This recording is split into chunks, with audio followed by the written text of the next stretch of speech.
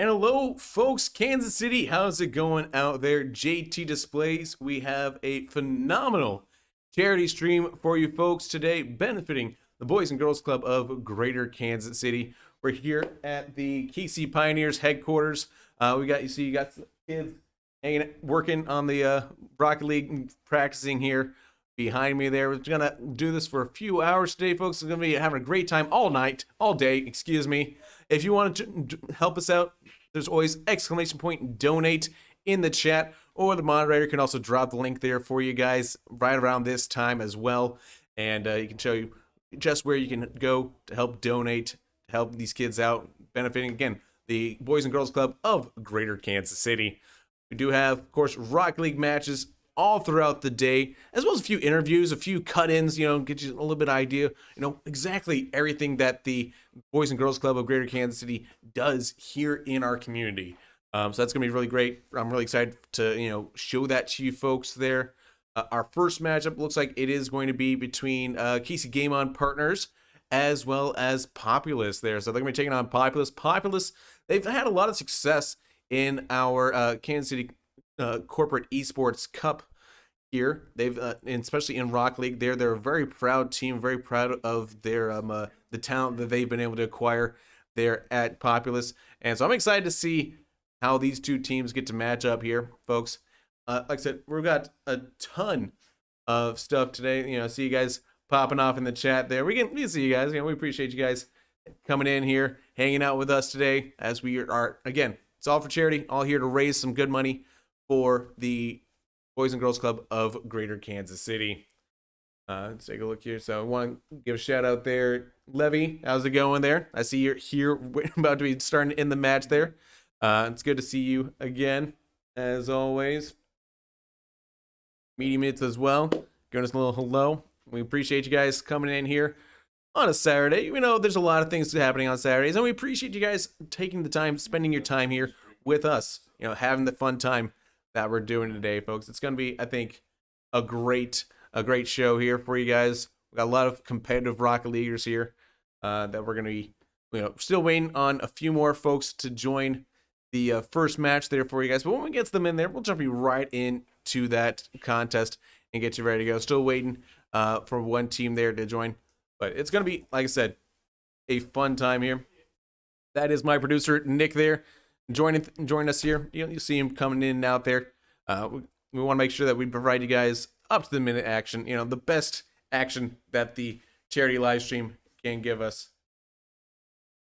Got Adventurers. How are you doing today? Welcome to the stream. If you guys don't know, the Boys and Girls Club Greater Kansas City there, of course, affects not just Kansas City, but also we have our outlying the greater region there from North Kansas City, Overland Park, Olathe, Independence, Liberty, and of course KC Game On. Happy to be here as well. And they're helping, Nick's there run the show here for me, and it's like I said, and this is a really great environment, great facility that we have here as well. So I really appreciate, shout out to the Kansas City Pioneers to be able to provide this for us, to be able to use here for the benefit here. We've got the kids back there. They've got some really great custom PCs here as well that these kids can, game at the top of the line there. But now it does look like we got all the kiddies in the pool, as I like to say there. So whenever we're ready, we can get this one underway there. I believe it is a best of one, correct, Nick? Best of three here, folks. So, of course, 2 wins get you the dub. And we can go ahead and let them know. We can get underway here. And we will have this first game for you folks. As we got Levy, redheaded female, and Cloud Shot for KC Game On. Whereas we got Super Cami Guru, Dosh, Jobkin, and Jarsh rounding up the squad there for Populous as it's underway. Populous getting that first kickoff there. Levy in defense for KC Game On, doing his level-headed best there to clear it out to midfield here. Grabs the boost. He's going to try to take that shot right away there, and he's able to get it past the defender for the first goal of the game there. Levy showing off the aerial moves early on.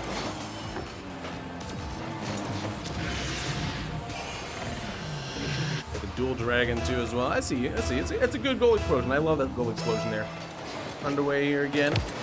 Levy winning this kickoff as well. Look for Clout Shot. Clout Shot can't get to it in time as it looks like it's going to be Super Camby Guru. Tries to clear it out to midfield. Does able to do so, but Red-Headed Female's right there trying to send it back into the Populous side of the board. Dosh Jobkin trying to get in there. Red-Headed Female though with a shot and a goal there. That's 2-0 now for KC Game On. They have an early lead 30 seconds into this matchup. Nick absolutely losing his mind. He's loving it there for his KC Game On partners. Not that he's biased or anything, folks. We're no bias, no bias. We appreciate and love everyone equally. Some of them more equally in Nick's case. As it's back underway here. Good demo there from Ken to get that cleared out of the corner there. Past Levy there. It's a dangerous ball on the KC Game On side of the field. Super Kami Guru with a shot denied by Levy. Has to get some bump action there. Nice little physical play here from these teams. Levy looking for this flick. Can't get it around Super Kami as they read it like a book. And it's back out to midfield now. 3:50 still on the clock. Still to play here in game number 1. KC Game On. Maintain a little possession here in their half. Looking for an opportunity for Redhead Female to clear it out to midfield here. Gets past Dosh Jobkin, and that's going to go into the back of the net there. Clout Shot able to take advantage of the misread there and slams it home for now a 3-0 lead with 3 minutes 38 seconds still to play here in game number 1. Good kickoff there by Populous. Populous, they have an advantage here. Can't take advantage though as Levy so strong defensively for this KC Game On squad. Able to show off that prowess there again as Jarsh trying to get back to midfield there with the ball for Populous. Populous trying, they know they need to score a goal here quickly. Try to stay competitive in this game number 1 here. Levy, good read off the wall there to bounce it out to midfield here. Now into enemy territory with it is Clout Shot. Clout looking for the boost there over the ball. Important there to make sure you maintain boost control. Jarsh here. Looking for Dosh Jobkin. It's always going to give you trouble there, but it's going to be a shot from Super Kami. It's going to go wide that time, and Levy looking to turn defense into offense with this counterattack here. Can he put it home? No, off the post, and away it goes as Populous squeaks by with that one by the skin of their teeth. 2.5 minutes down, 2.5 minutes still to play here in game number 1. Jarsh with a shot on goal denied by Levy. Levy now off the wall here. Doing some aerial tricks up the sleeve there. Centers it in for Red-Headed Female who's denied by Super Kami. A great save that time for Populous to keep the score at a 3-goal deficit. But there comes Levy against the run of play there. It looked like Populous had some control, but Levy comes in, snipes it in there. It's now 4-0, and KC Game On feeling very confident with their abilities currently.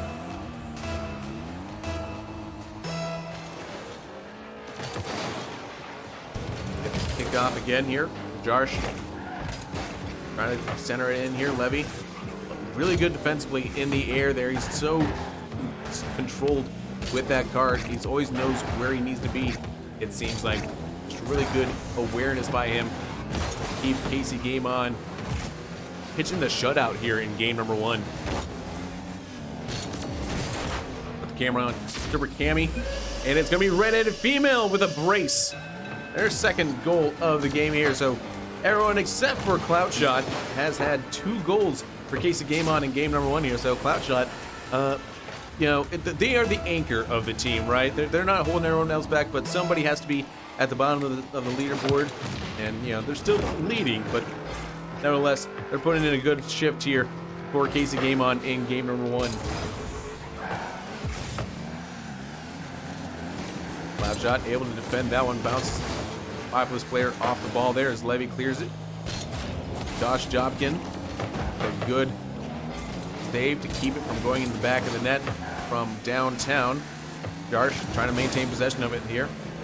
A little dull commit Unfortunate there for Populous, and falls now at midfield. A little bit of a back and forth, pinging the ball, trying to gain possession. No one really showing a clear advantage just yet. There's an opportunity for Casey Game On, and that opportunity now turns in favor of Populous as Super Cammy Guru gets that first goal back. Trying to mount a comeback, 60 seconds left to play here. They only need 4 goals. That's approximately 1 goal every 15 seconds. Very doable for them to make a comeback here and try to tie us up for overtime. They just need to score within the next 15 seconds, and I think they have a realistic chance. And then Cloudshot decides to say, hey, everyone else has 2 goals. I need that second goal here. And that now makes it a 5-goal deficit. Great little read there from Cloudshot with the butt. The butt of the car there, slams it home. You love to see it. Nice little control there. And that makes it 6-1 now with 50 seconds still to play here in game number 1. This is a best of 3, folks, so remember, winning 1 game, it ain't the whole enchilada. You gotta win it, do it twice in a row. You gotta be repeatable with that success. Moving on here. As Levy says enchiladas and says, give me a whole slice of cake, as he puts a great shot towards the back of the net there. No one able to get on the end of it there, but a great little crosser inside for Casey Game On. 20 seconds still to play here. And Populous dips against them here in game number 1, but it's all about building momentum for game number 2 there. Cloudshot says, I see your momentum, and I say, no, I need a hat trick here. No memento for you. As it will be now a Brazil in game number 1. 7-1. 10 seconds left. Hey, you know, a Brazil there always makes you think, hey, you know, World Cup starts in less than 10 days from now. I got the World Cup coming to Kansas City in 2026 as Levy puts the icing on the cake there. 1 second still to play. He says, listen, you never be too sure of a comeback here. You got to make sure you score as many as possible to make sure that your opponent can't make a comeback. That's just playing defense from offense, right? That's just being as defensively minded offensively with that. And that will be game number 1 in favor of Casey Game On.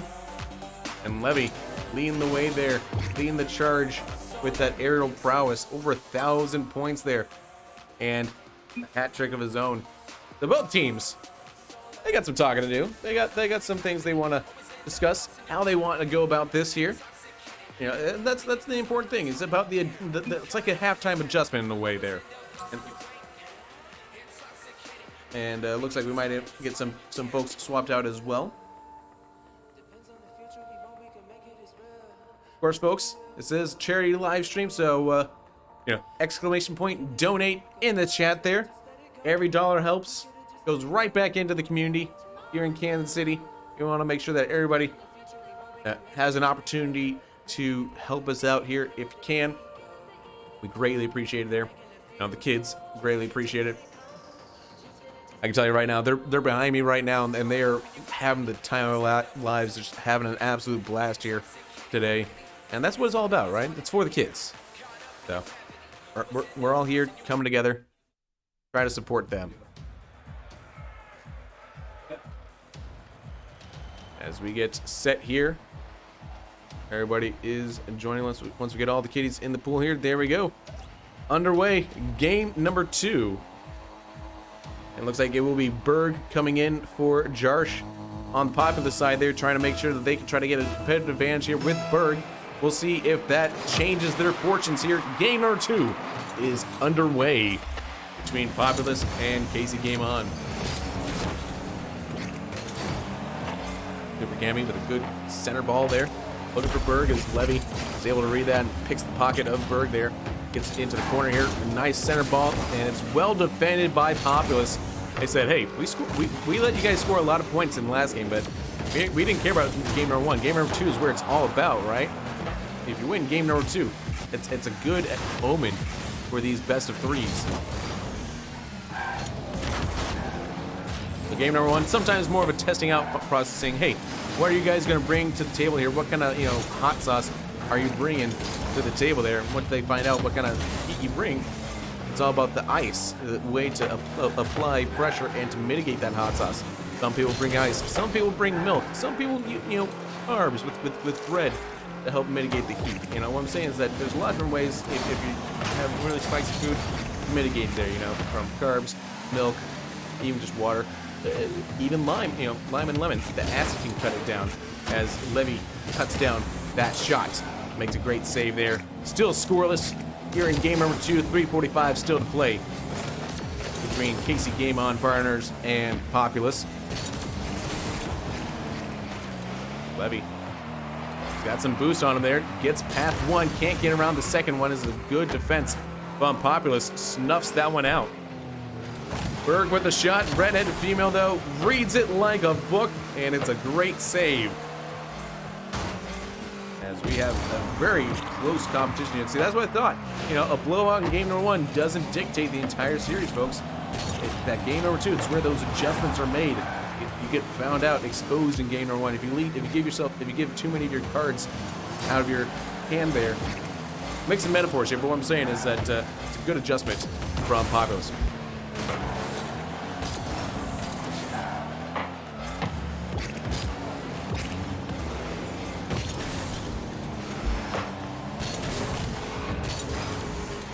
As we have 2 minutes, 40 seconds now, almost halfway through game number 2. Still scoreless between Populous and Casey Game On. And like I was saying, some of those kids there from the Boys and Girls Club of Greater Kansas City, we do have Malik here with us from the Boys and Girls Club of Greater Kansas City. How are you doing today, Malik? I'm doing good. Doing good? Mm-hmm. Are you excited for this? For the opportunity to kind of be here, play some Rocket League? Some of these guys go to work. I'm very happy for that. Yeah. I want to, so glad to see more people playing Rocket League. What it that enjoys it, playing it. Yeah, for sure. It's been a game that's, to me, I saw it come around in 2015 when it first came out on the scene, and it's just used to kind of throw and grow everywhere. I think it's a very accessible game. To see Levy able to get that first goal here for Casey Game On in the game. Yeah, this is the best of 3 here, game number 2. You can kind of see right over there. Let's kind of bring it in here a little more from that scene here. So what were you kind of like well, I'm assuming you're a fan, you've seen professional Rocket League as well? Mm-hmm. Yeah, so what do you kind of look for when you're looking at Rocket League there, at your level? Is Berg able to tie us up now? Tied up good, because usually when people are first ranked, if they get that first goal, it can be hard to get the other goal in. Right, absolutely, yeah. And being able to shift that momentum to the point where they're able to now tie it up here. Populous, they have their backs against the walls. A great save comes out from Levy on the goal line. Incredible stuff here. So when you're playing, what do you kind of look for? What's your kind of play style? I look for the goal and see I can see an opening. It's like Berg did right there. Yeah, great goal there from Berg. He's able to slam it home here over the defender. Cloud shot, finally had a chance, and Red female just gets dunked on here. The good read by Berg to send it to the top of the goal there. And now Populous has the lead here. They might be able to come back here. I still gotta go with Blue though. Blue might still have a chance there because all they gotta do is find a good opening into that little spot and Blue got the goal. Absolutely. And still plenty of time left on the clock here for both these teams. Minute 20 still to play here in game 2. Again, if Populous does win game 2, we do go to sudden death game 3, where it's winner take all. And almost at that point it's like a best of 1, right? Because both teams have taken a push to the side a chunk, and now that last game is that final tiebreaker there. Do you think that's kind of like the more exciting part, trying to get to game 3? The exciting part is at the middle of the game. Like on game 2, when they really gotta go pressure and try to win the game. So I see that coming through. Yeah, absolutely. Hopefully, Populous is able to hold on. They do have the lead currently. It's a tenuous lead, only 1 goal. But Malik, tell me a little bit more about what you've done with the Boys and Girls Club. What other things have you done? I really just play around, play Rocket League, try to get better. And I think that Boys Club, Girls Club. And with Berg with the score. Berg, hey, with the hat trick there. And so clearly the coming on off the bench there felt fresh. and Five was feeling really well about that. But it is true that the Boys and Girls Club of Greater Kansas City, they do have that program, kind of like help prepare you guys to be like get better at video games and esports, right? Yep. So it is really fun to see that as well. And I'm assuming you're enjoying it. Your parents enjoy it as well. Yeah, it's a little something to kind of have outside of school there that you can kind of like look forward to every day. Yep. Game right here. This might be game here, and it is Slam Down Populous taking game 2 here. That means we get a game number 3. Who do you think comes out on top? Because clearly, Casey Game On, they had the edge in game 1 there. They blew out Populous, and Populous came roaring back here in game 2. I gotta see if Bird can do his thing, or the other team can do what they Doug did. Doug's this is what they be doing. Yeah, it's a tough one there. Berg, I think, a little bit of the what's the word I'm looking for here? Not the sweeper off the bench, but the ringer. Yeah, a little bit of the ringer there for him, as he had the entire all the goal scorings for Populous here in this game 2. We'll see what kind of layout they go with in game number 3, which we're about to get into here. So you think are you thinking it's Populous, or you think it's going to be Casey Game On that comes out on top? Casey Game On. Casey Game On. Hey, we're getting claps here from Nick here, the producer. He loves hearing that. He's a little bit of a homer. Who can blame him? I mean, the Populous can blame him. You guys can get him in the chat, and then you can also hit the exclamation point donate in the chat as well. Populous, let him know how much you appreciate him being a homer with the donations. Every donation goes towards the Greater Kansas City Boys and Girls Club here, as you're underway with game number 3. Well, that's almost 2. Yeah, there's a lot of really fun cosmetics here. Do you have any cosmetics that you always try to equip every time? I use the bubbles. You use the bubbles? Okay. Well, Berg let it go right there. yeah, Berg there continuing with a hot hand there. He's got a good streak from here. That's pretty good success right there. Like I can't even average 4 goals in 2 games. Yeah. He just be finding the open spots, like right there at the point. It's like the team is just spread out into different pieces, and you just find that little opening to get that goal. Yeah, there is always going to be, with any rotation in Rocket League, you're going to find opportunities, gaps in the defense there, where they've kind of overcommitted and they expose that back line and gives opportunities for attack there. And I think that you're right. Berg is able to just read that defense really well. And Levy trying to do it himself. Oh, that was a good shot opportunity. But the Populous defense is staying strong here with that lead. One lead can end the whole game. The lead do more than you think 1 point can do. Yeah, absolutely. And having the momentum right there. Ooh, and still Berg looking for more there.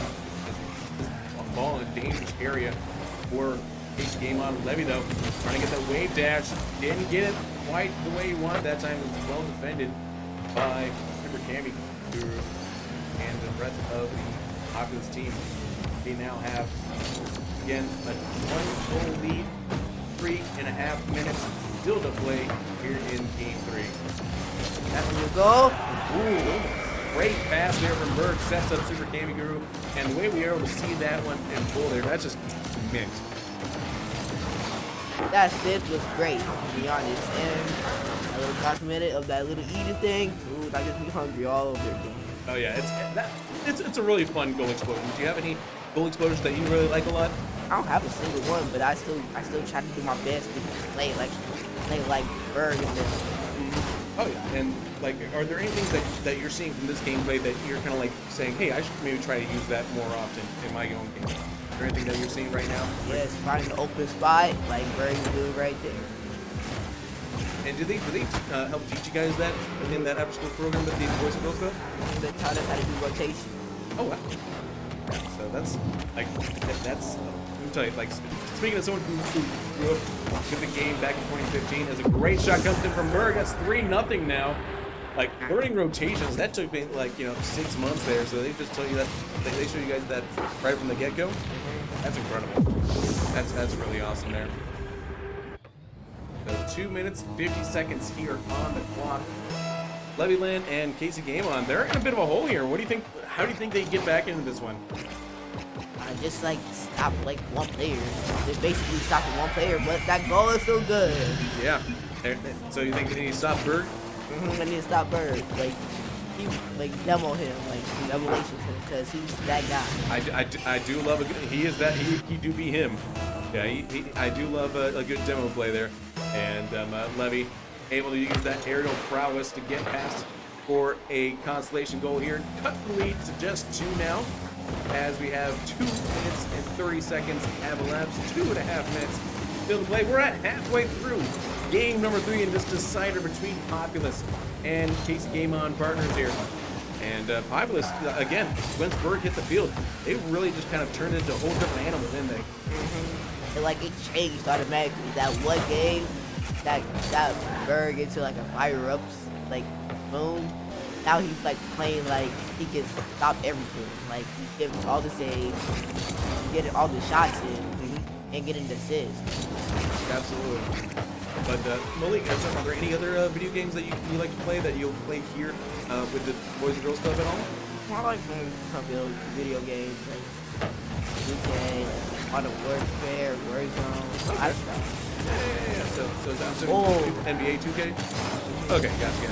I'm much more of a Madden and FIFA guy myself, so, but yeah, listen, sport video games, like some people, just like with Modern Warfare, some people don't like, certain different types of games, but like I'm a fan of so many different ones. As Berg clearly getting fans now in the chat with that hat trick performance. Is he the best player on that team on the field right now? You think? And he probably is. He can't. I don't know how to explain it, but he built different. Yes. He built different. That's right. Here first from Malik.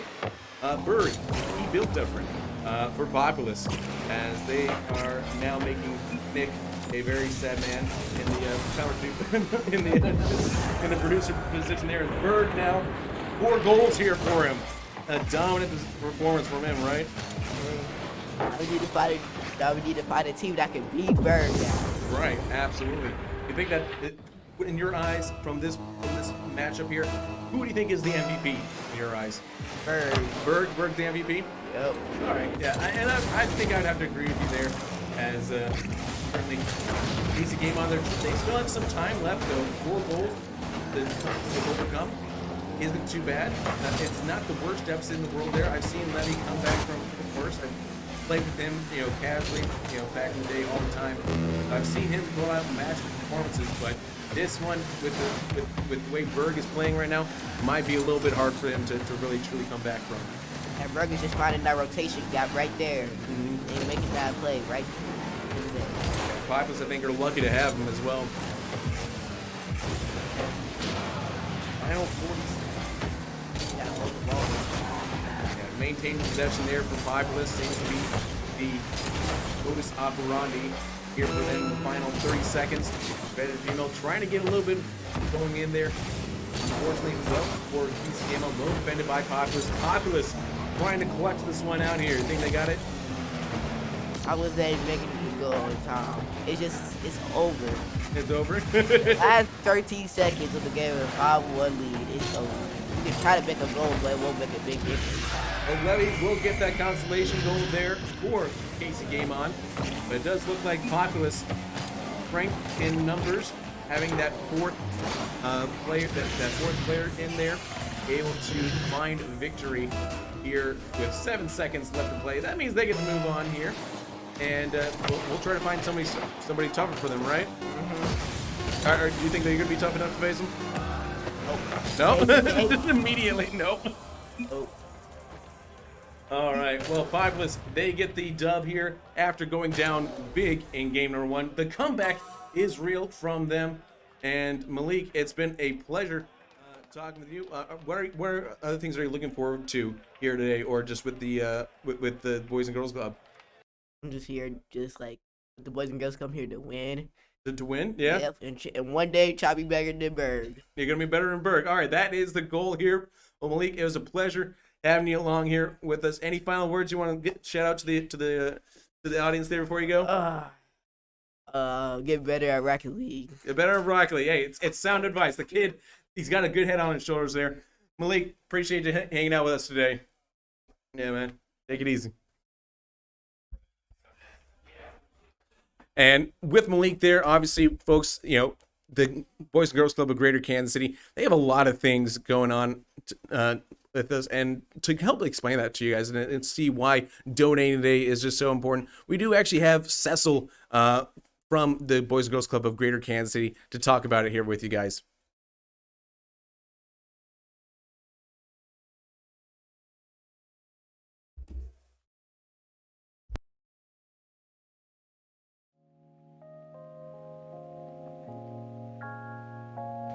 Hey y'all, keep it down. Man, Cecil Prophet with St. Luke's Health Systems, and through a partnership with St. Luke's, working directly with the Boys and Girls Clubs of Greater Kansas City. And I've been gaming for over 30 years. Duck Hunt on Nintendo. Yeah, man, throwback, man. Been gaming for a while, man, from Nintendo to Sega. Man, it was just fun, man. It was like, even at that young age, I didn't realize it, but it was like escape from reality. And also, it was a time to bring me and my brother together, me and some other family members and friends together, to fellowship, socialize, and also have that competitive aspect of that glory of being victorious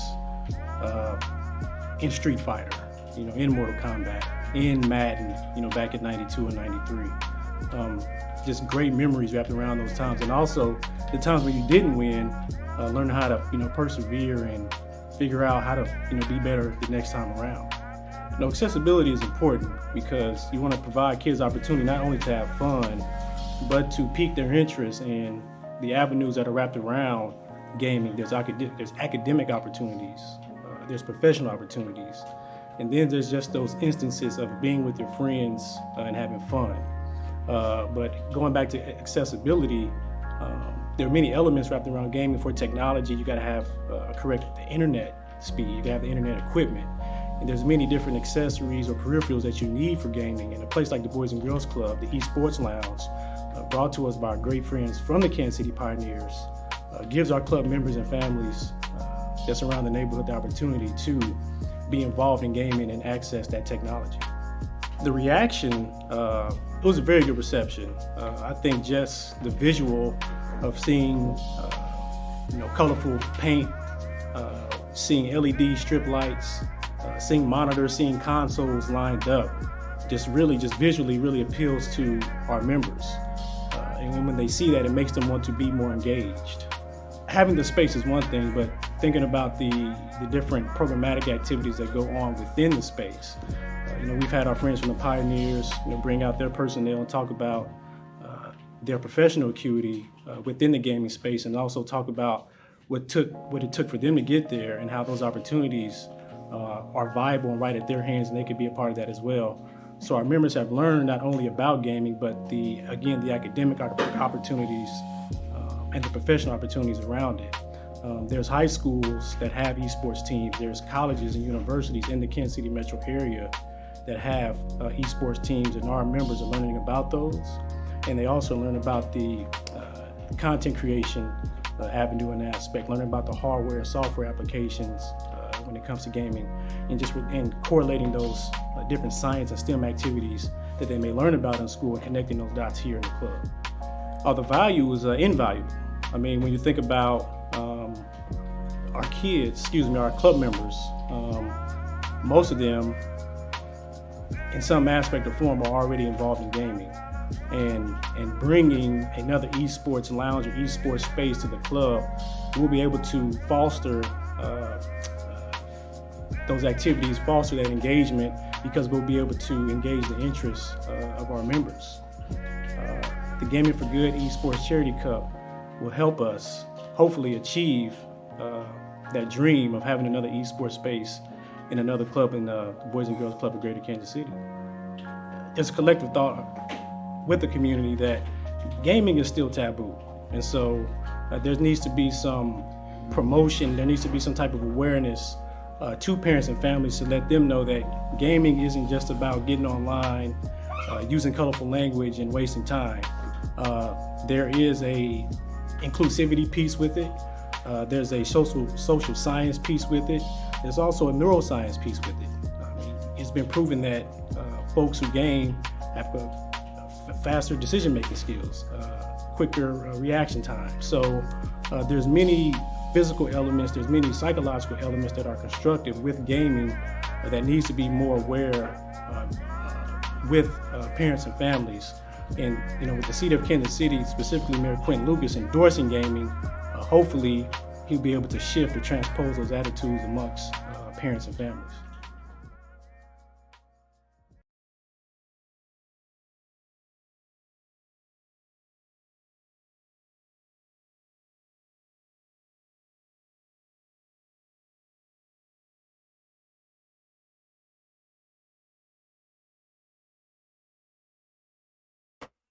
Hey, welcome on back, everybody. We got JT taking a quick break, and we're going to load in these teams. We've got the teams ready to go. Appreciate everybody coming in on the stream. If you weren't aware, my name is Nick the Nerd. I'm kind of over here running the production side of the house.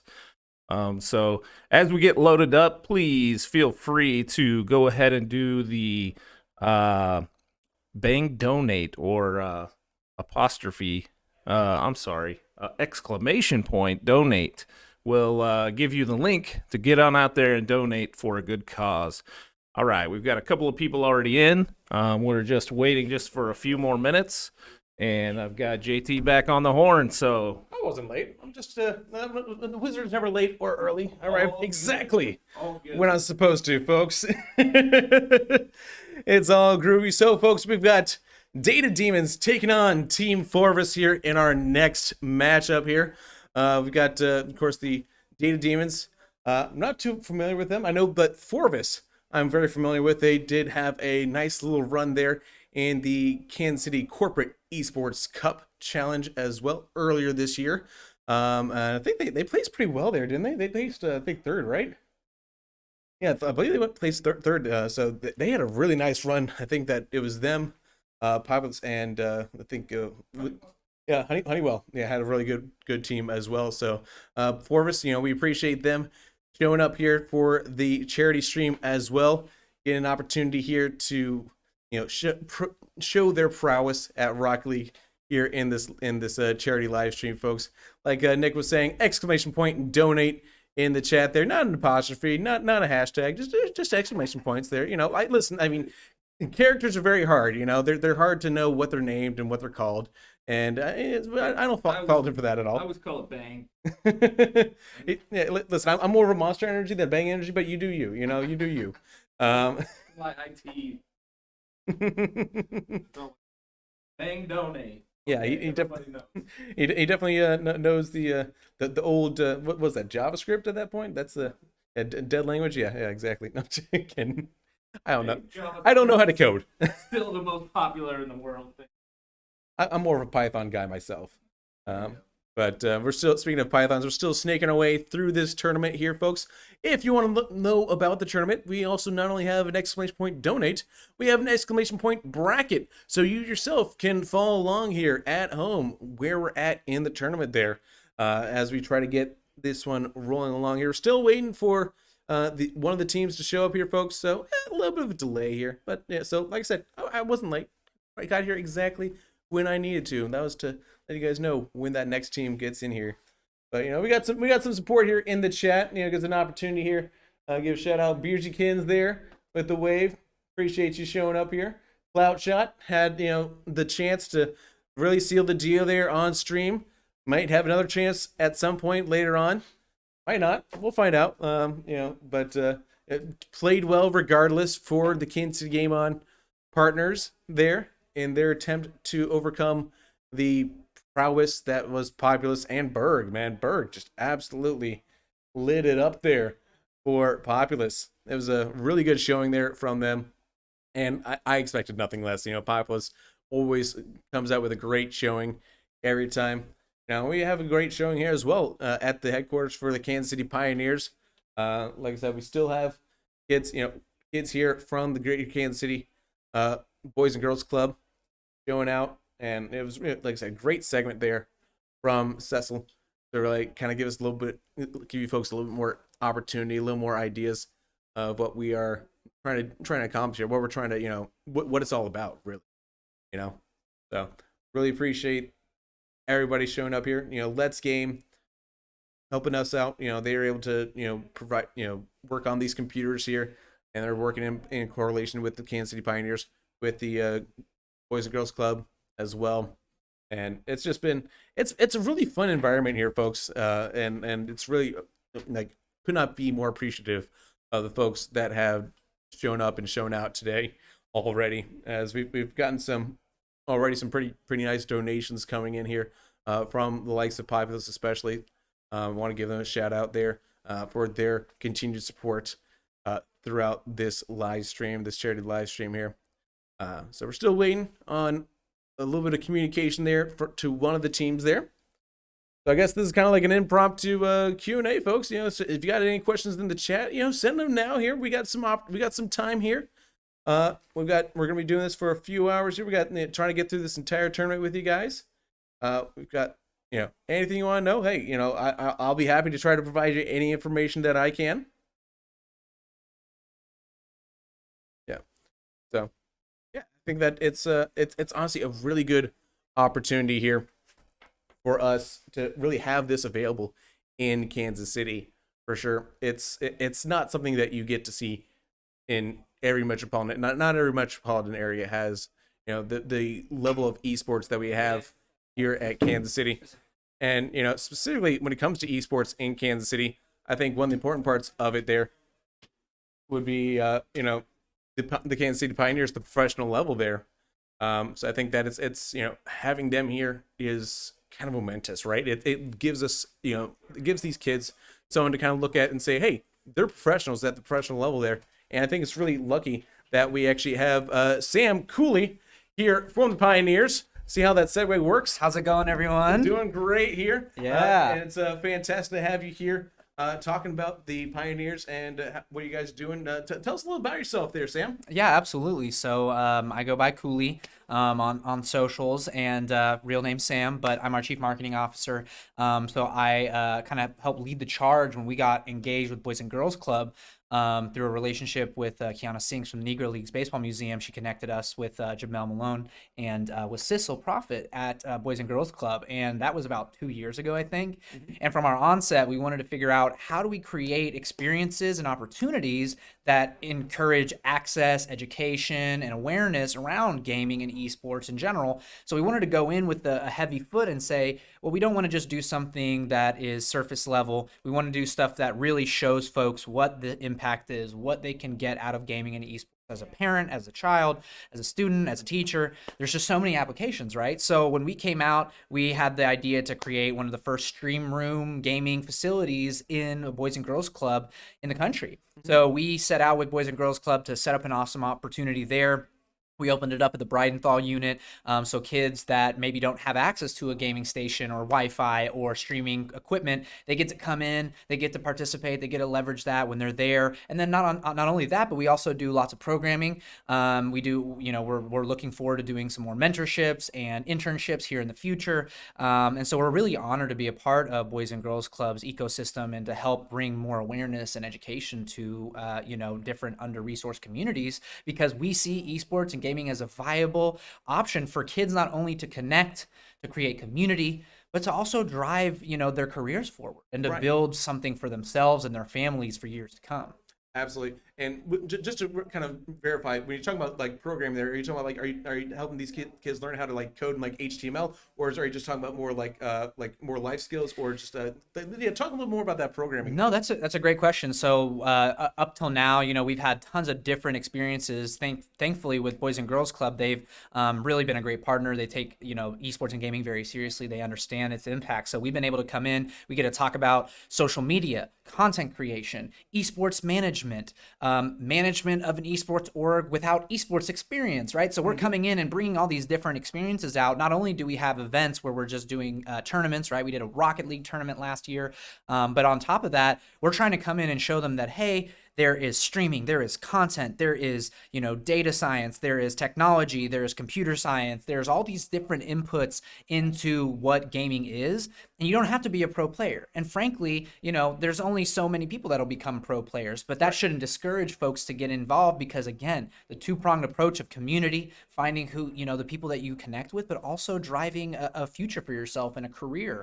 That is something that you can't find in a lot of other industries right now. Right, and to me, I kind of view it similar to like how the NCAA kind of very much says student athletes there that only 1% are going to go on to be pros, and there are so many more professions, like especially like data scientists. Like I've looked at those jobs, and it's like, oh, okay, yeah, that's really impressive stuff there. Like as far as like that's huge, like the way that those skills can kind of correlate to these big time tech jobs, and just like these jobs that can really be lifetime careers for folks. And I think as well with you guys here, I'm assuming, do you ever get an opportunity to let these kids kind of like meet some of these pros as well? Oh, 100%. Like, so we also helping with coaching. So I think the Boys and Girls Club team that's playing today was coached by one of the people on our staff here at the Pioneers. So we're offering all these different outlets for us to help them to continue to grow. But to your point, I think for us, we're interested in really helping to broaden what esports and gaming looks like. Right now,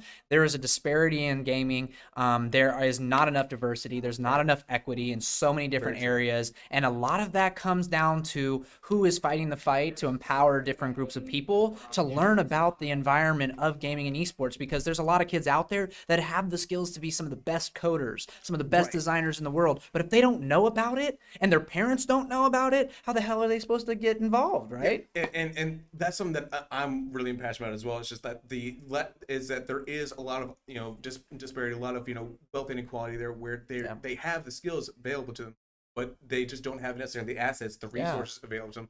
So being able to be in position to kind of like provide that there is something that like I myself am deeply am passionate about. I know working as part of the advisory board on the Kansas City Esports Coalition here, we're working to try like with different initiatives, focusing on mental health, focusing on trying to be community outreach there, and that's kind of like why we love having the Pioneers here as partners, because you guys do so much to kind of reach out to the community and put that money back into the community and to those that you can be really useful. Because like it's great to be able to help somebody that has like a PlayStation, an Xbox at home, that has a game computer that can afford those types of things.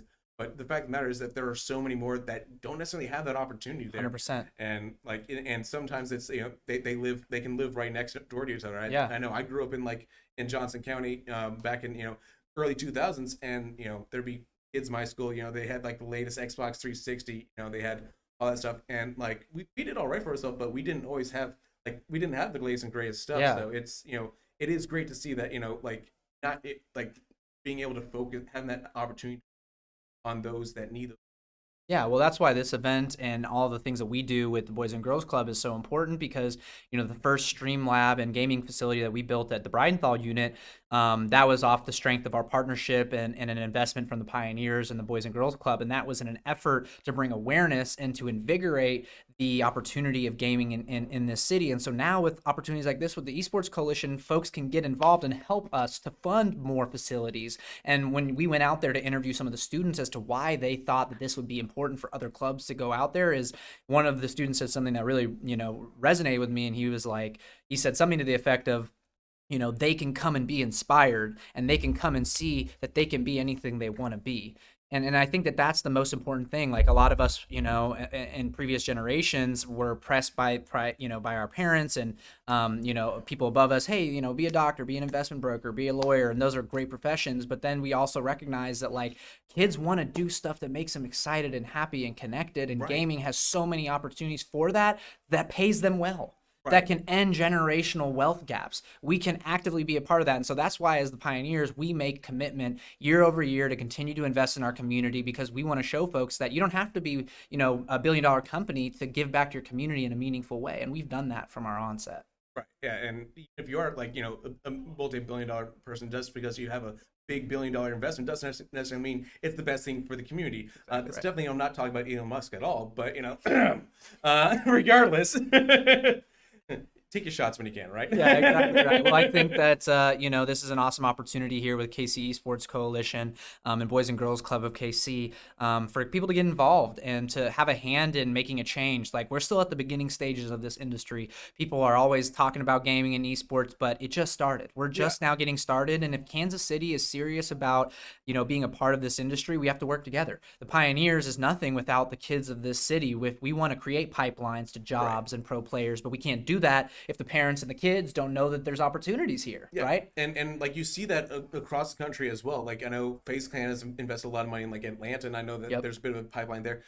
Even, you know, our friends down south in Wichita, you know, they have an esports club in every single high school there. And so I know that, you know, part of my, you know, vision is try to see that, you know, see if we can grow that here in Kansas City to where not just Johnson County, but we see in Wyandotte, you see it in Liberty, see it in Independence there, and right here inside in Kansas City there, at like Center High School there, to see if they can, you know, become like a top, you know, elite esports high school and into the collegiate scene. Because that gets scholarship money.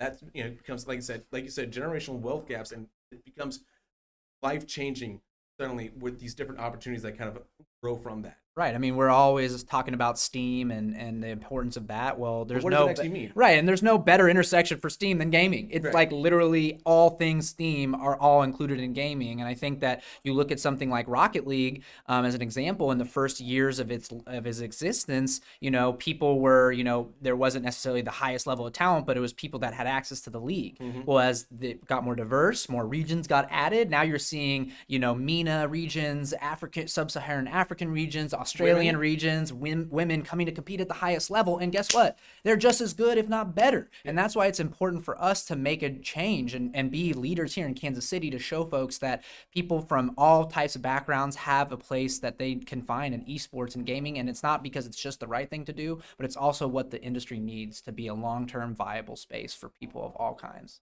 Yeah, absolutely. Because like as we've kind of seen with like other industries, just because you pumped millions and billions of dollars into it doesn't necessarily make it viable if there isn't like if it isn't inclusive there. And Absolutely. like you've seen it like you know, in other news, especially this week here, that, you know, like making gaming accessible not just to like, you know, the underserved, but to like every single, you know, cross generation, you know, women in esports there. I know that they've been partially underrepresented, especially in Steam there, and that's the thing that people forget, that, you know, girls love to code too. The girls love to be creative as well. And you start to see that, you know, with other programs here in Kansas City. I know that like We Code KC, especially has, you know, some really great stuff. That, absolutely, you know, I love what they've done as well. Yeah, absolutely. And, you know, the Pioneers are very excited to be, you know, partnered with Boys and Girls Club and different opportunities in diversity, equity, and inclusion, because we're excited to empower people to be the best versions of themselves. And, you know, we're heavy supporters of women's carball, which is kicking off today as well on stream. And that's one of the second largest leagues in the world for women gamers to come and to you know, get really good competitively outside of that toxic environment. And again, it's all because we feel a responsibility as an organization to help do whatever we possibly can to empower different groups of people to be the best they can be, because one, it's part of our ethos, it's part of our compass, but also we know that the more diverse esports is, the better it's going to be for us and everyone else. And if we don't put that work in, when will we, right? If we're going to wait till we're rich and we're, you know, huge, well, that's not enough. You got to do it from the onset. You got to do it from the jump. Right. Absolutely. And like it really is interesting to see, like, you know, where esports could potentially go from here. Obviously, you guys have a lot of hands in a lot of different pods. There are a lot of different video games out there. Rocket League, you've had, you know, from Gears in the past, there, Apex Legends, Splitgate, and it's really fun to see, like, you know, where else, you know, the brand from Kansas City can go next, right? Yeah, absolutely. Well, we like to say that we're Kansas City founded, but globally driven. We are incredibly laser focused on continuing to win world championships and to put Kansas City on the map. You know, we always say that if we think that we're going to do something to change the world with the Pioneers, we want to bring our city with us. And to bring our city with us, we need people to be a part of our mission. We can't do this alone.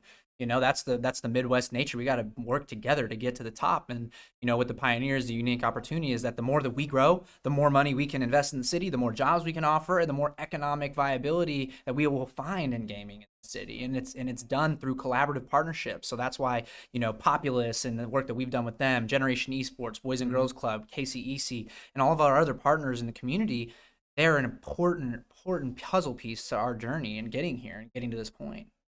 Well, Cooley, it's been truly a pleasure being able to talk to you today, sit down, and really kind of discuss everything that you guys, as the pioneers, are doing for the city and for the the community here, and as well just what you're doing here with the Boys and Girls Club of Greater Kansas City. It's like I said, truly an honor being able to sit down and talk with you today. Yeah, thank you so much. And for anyone watching, please make sure you donate. We're really excited to continue to bring more experiences to other clubs here in the Kansas City area, and we can't do it without your support. So thank you very much for tuning in. But as much as you can donate, we really appreciate your support. Absolutely. Cooley from Kansas City Pioneers, folks. Thanks, everyone. Thank you.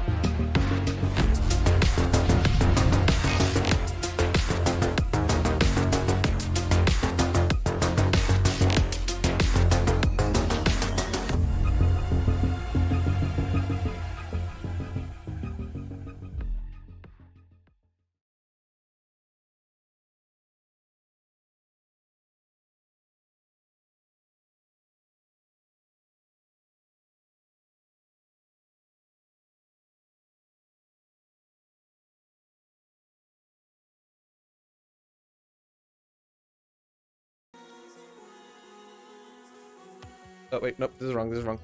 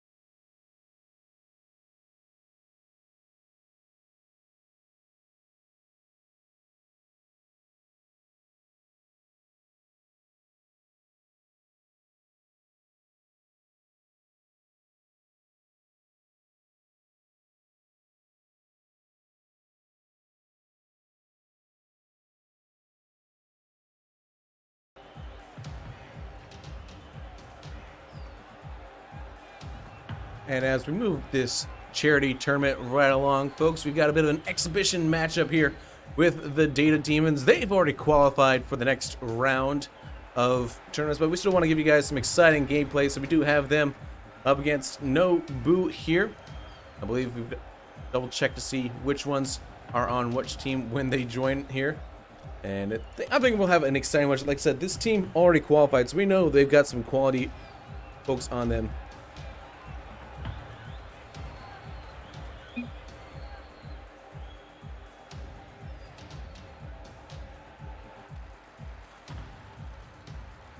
Do see, looks like it's gonna be No Lid, Peachy, Frenchie.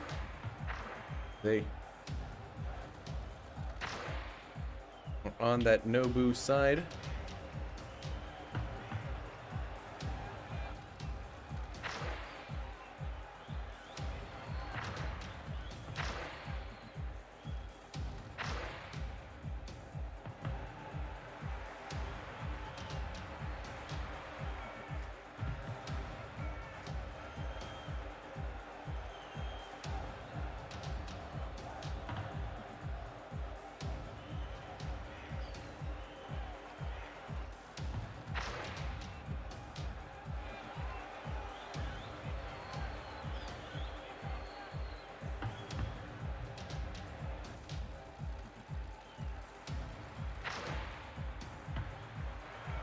Still waiting for them to join in here, folks.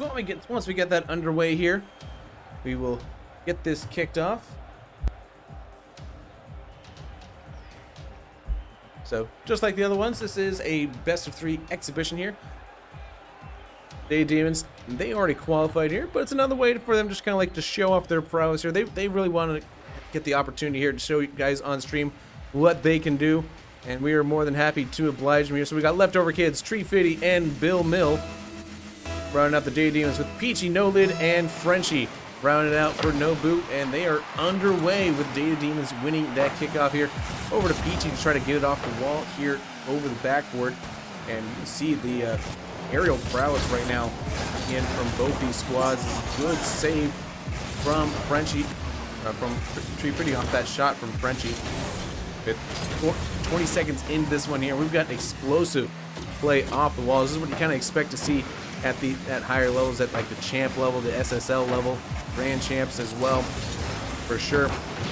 Get a good demo there on to Peachy from Leftover Kids, trying to get a man advantage, dunks it in there. Frenchie can't quite get it controlled here, and it's going to go in way of Data Demons as far as possession now. Well, opportunity for them here. Bill Mill sends it up here for Tree Fitty. Denied that time by Frenchie. Frenchie up for Peachy. Peachy looking for the pass there to No Lid, and No Lid there met by the defense. That was a good pass opportunity there. Could have been a shot on goal eventually, but ultimately up a cul-de-sac, as they say, and the play stops here with 3:50 still to play. It is tied up at 0 apiece here. Neither team's really found the advantage just yet. They're both just kind of testing the waters with each other here in game one. That's what it's all about. Just kind of understanding, hey, what can I do? What can my opponents do? And really try to see, where the competitive advantages can be found, where the weaknesses of your opponents are, and what can be exploited here. Nice little opportunity for Frenchie off the backboard there. The post denied him. Now, Leftover Kids had a shot opportunity there, denied by No Lid. He's there to make the save. Peachy tries to clear it out here, only as far as Bill Mill. Peachy looking for No Lid. Got the better of the 50 there. It's an extra touch here for Peachy to fake it. But ultimately, Bill Mill steps up defensively, makes a stop here.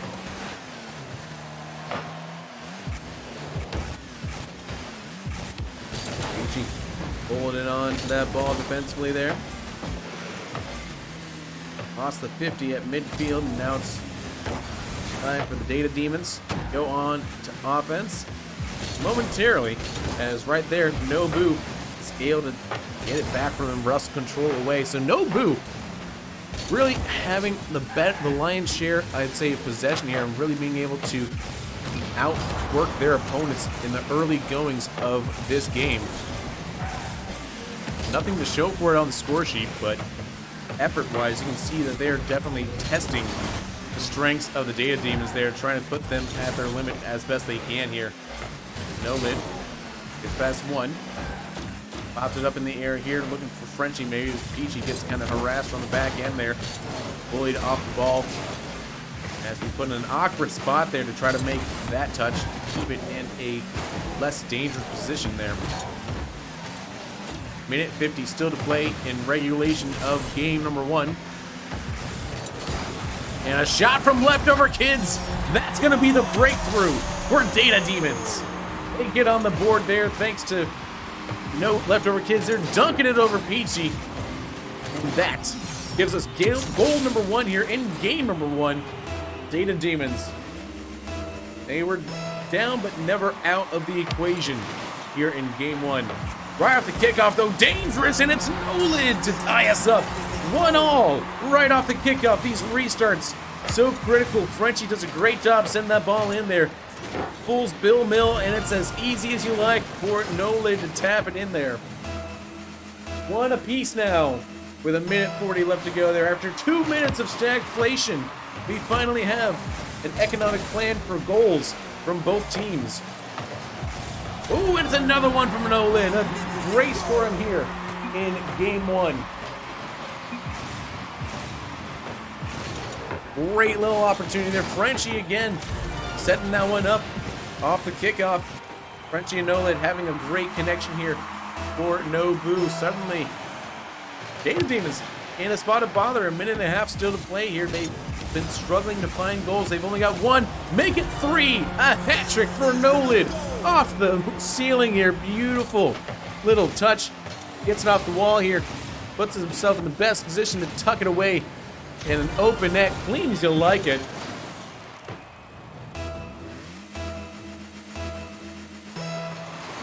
And it's 3-1 after the restart here. Peachy now trying to get in on the double tap. Off the post and in.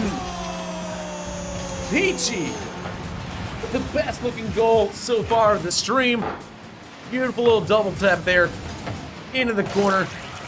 Little assist there from Tree Fitty, but I don't think anyone's going to complain about that one there. That's all right. That's all right.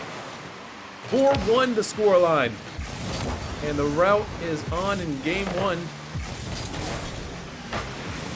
At this point, if you are Data Demons, think you're thinking about game 2, right? You're just trying to build a little bit of momentum heading into game number 2 here, because the way that they've been defensively, Nobu has certainly got this locked down here. They've been a tough team to score against in game 1. Final 45 seconds left to play. Dangerous ball off the crossbar there. Could have been dunked in there, but ultimately cleared out to midfield, only as far as Tree Fitty. Peachy working against Bill Mill here. Leftover kid's able to send it in. Looking for Tree Fitty, but Frenchie's there to snuff it out. It sends it back into the blue half of the field here. Data Demons back on defense. With 20 seconds still to play there, 3 goals to make up the deficit here. I don't think they got it in them in game 1. Maybe that they look to try and flip the script in game number 2, because game 1 is gonna go in favor of Nobu.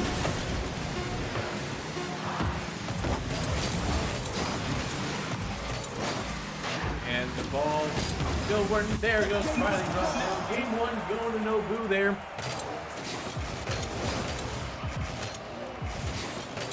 And man, what a play that was by them. Able to get the better of Data Demons here in game 1. So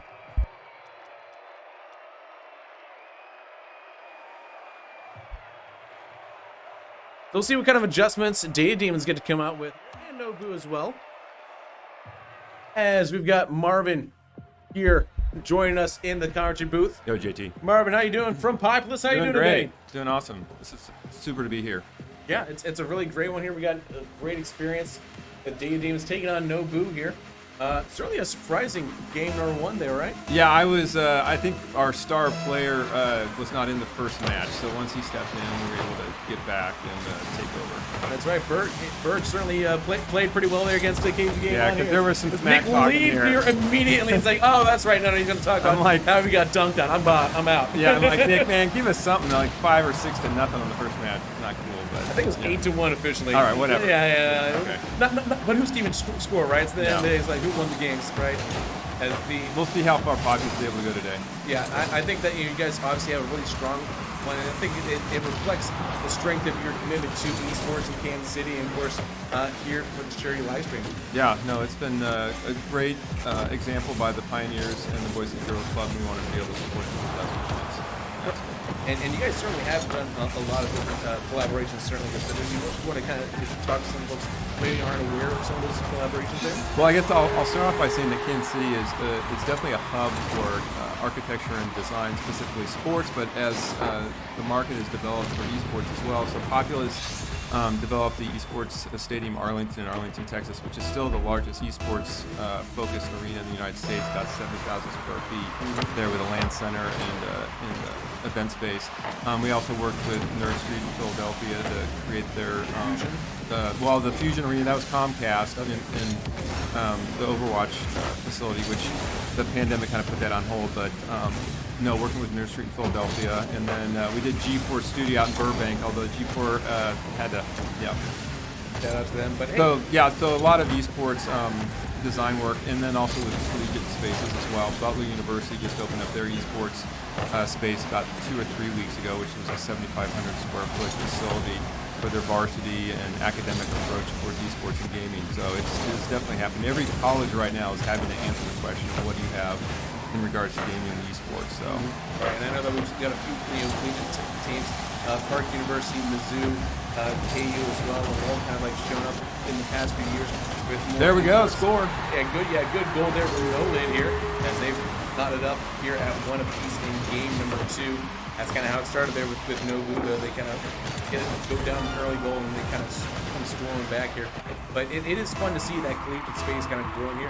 And like even too with Pavos, just like how you guys are gonna go. Like you guys recently secured like the new Milan stadium for entering AC Milan as well. That one, like when I saw that news, like that's huge. Yeah, so obviously we're a global company with offices out of London that takes care of our European and Middle East area, and then Asian Pacific area out of Brisbane, Australia. So yeah, we've got a world footprint, and it's exciting to have that perspective. You know what's going on around the world. Our offices out of London and Brisbane have their own esports division, so to speak. So here in Kansas City, we've got about 6 to 8 people that aren't totally dedicated towards esports, but they are involved with every one of our esports designs, stadium designs, and/or venue designs. Absolutely. So like it seems like you guys are really well integrated there, and it seems like your Pavos is really kind of committed to esports being part of their portfolio. Right? Oh, definitely, for sure. Yeah. This is a good match. Pretty close. It is a really good match here. Yeah, I think that Nobu has really shown out here. Here we go. See them now on defense here, looking against this is really kind of a controversial map here. What are your takes on this map? Because a lot of players actually don't like it because they think it's a little too dark. Yeah, it is a little dark. I don't know. It's kind of spooky. I love the vibe ceiling there. Yeah, it's very like synthwave and Yeah. kind of, techno there for me. So to me, like I love those kind of aesthetics, but like I can understand there are a lot of players have issues. No. Good little cross here. Frenchie looking for an opportunity. Not going to happen on the blue side of the field there. It looks like it's going to be David Deans able to get the ball here momentarily. And I think that, speaking of securing, I think that you guys have really been able to kind of like secure a lot of interest as well with the great Kansas City Boys and Girls Club here. Are there any other things that you guys kind of like worked on that you're really kind of proud of as far as esports here in Kansas City?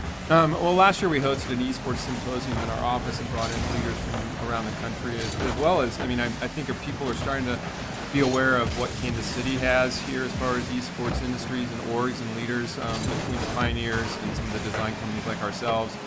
National Association of Collegiate Esports, NACE, is here, Generation Esports. There we go,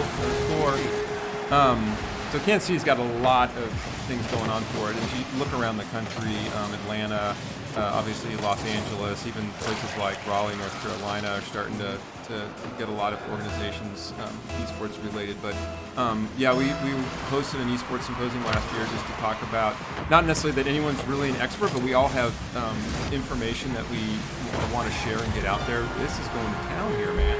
Yeah, Nolan absolutely tearing it up here against this Dave Demons team. Like I said, Dave Demons, they've already secured their spot here, moving on in the tournament there. But Nobu certainly is showing out and saying, hey, maybe they're kind of like upset there. They're just trying to play upsets, which honestly, that's some good motivation sometimes. For sure. Well, I'm looking forward to the next match. I think we got our the team from Boys and Girls Club up next. Oh yeah, is that right? I believe so. That'll be great. My earpiece is saying I believe you. Okay. Well, and I'd like to say this. I don't know. Right now, we've got a little over $2,600 donated. Oh wow! So we'll give another report here in a little bit. But that's great to have that, and hopefully that'll get them started on buying some new equipment and maybe setting up another esports place for the Boys and Girls Club to play. So. Yeah, certainly. And the best way to help increase that number there is !donate in the chat, folks. There, gets the link where to donate there. Help it helps out. Of course, it is a great cause to go. It all goes to the kids there. They're still, hanging out there on the back, warming up for their matchup in this tournament here. Because I think it's going to be exciting to get to see them on stream, show what kind of skills they've been working on there. Because especially like young kids, like they don't fast twitch the way that I'm 30. I don't have those fast twitch muscles anymore. I think I'm no try, Twitch. but well, no, there's still a Twitch. It's twitch.tv/. Right, okay, there we go. All right, there we go. Anyways, there's the plug. All right, finally. Nice. Nobu All right, we got it, winner. takes that victory there. and honestly impressive there, and just impressively popular. Clearly has big plans for esports in Kansas City and beyond. I mean, and definitely beyond. But again, I just shout out to all the orgs here in Kansas City. And if you want to get connected, myself or anyone that you're seeing on the stream today can help you get connected esports wise. I mean, Nick, who's helping us run with Casey Game On, has been running events here in Kansas City for almost 10 years now. And there's a solid community of esports and gaming here. And for those that want to get connected, we're here, man. Yeah, They can do it. absolutely. Well, appreciate it, Marvin. Yeah, man. Yeah, and Awesome. hope you have a wonderful day. Enjoy the rest of Let's your go day. Here. Populous today. Yeah, Populous. They might have a sleeper team on them, but they still have the likes of the Boys and Girls Club, is what I'm told here. We got them coming up next. And we are going to kick it over to Mike as well. Tell you a little more about that.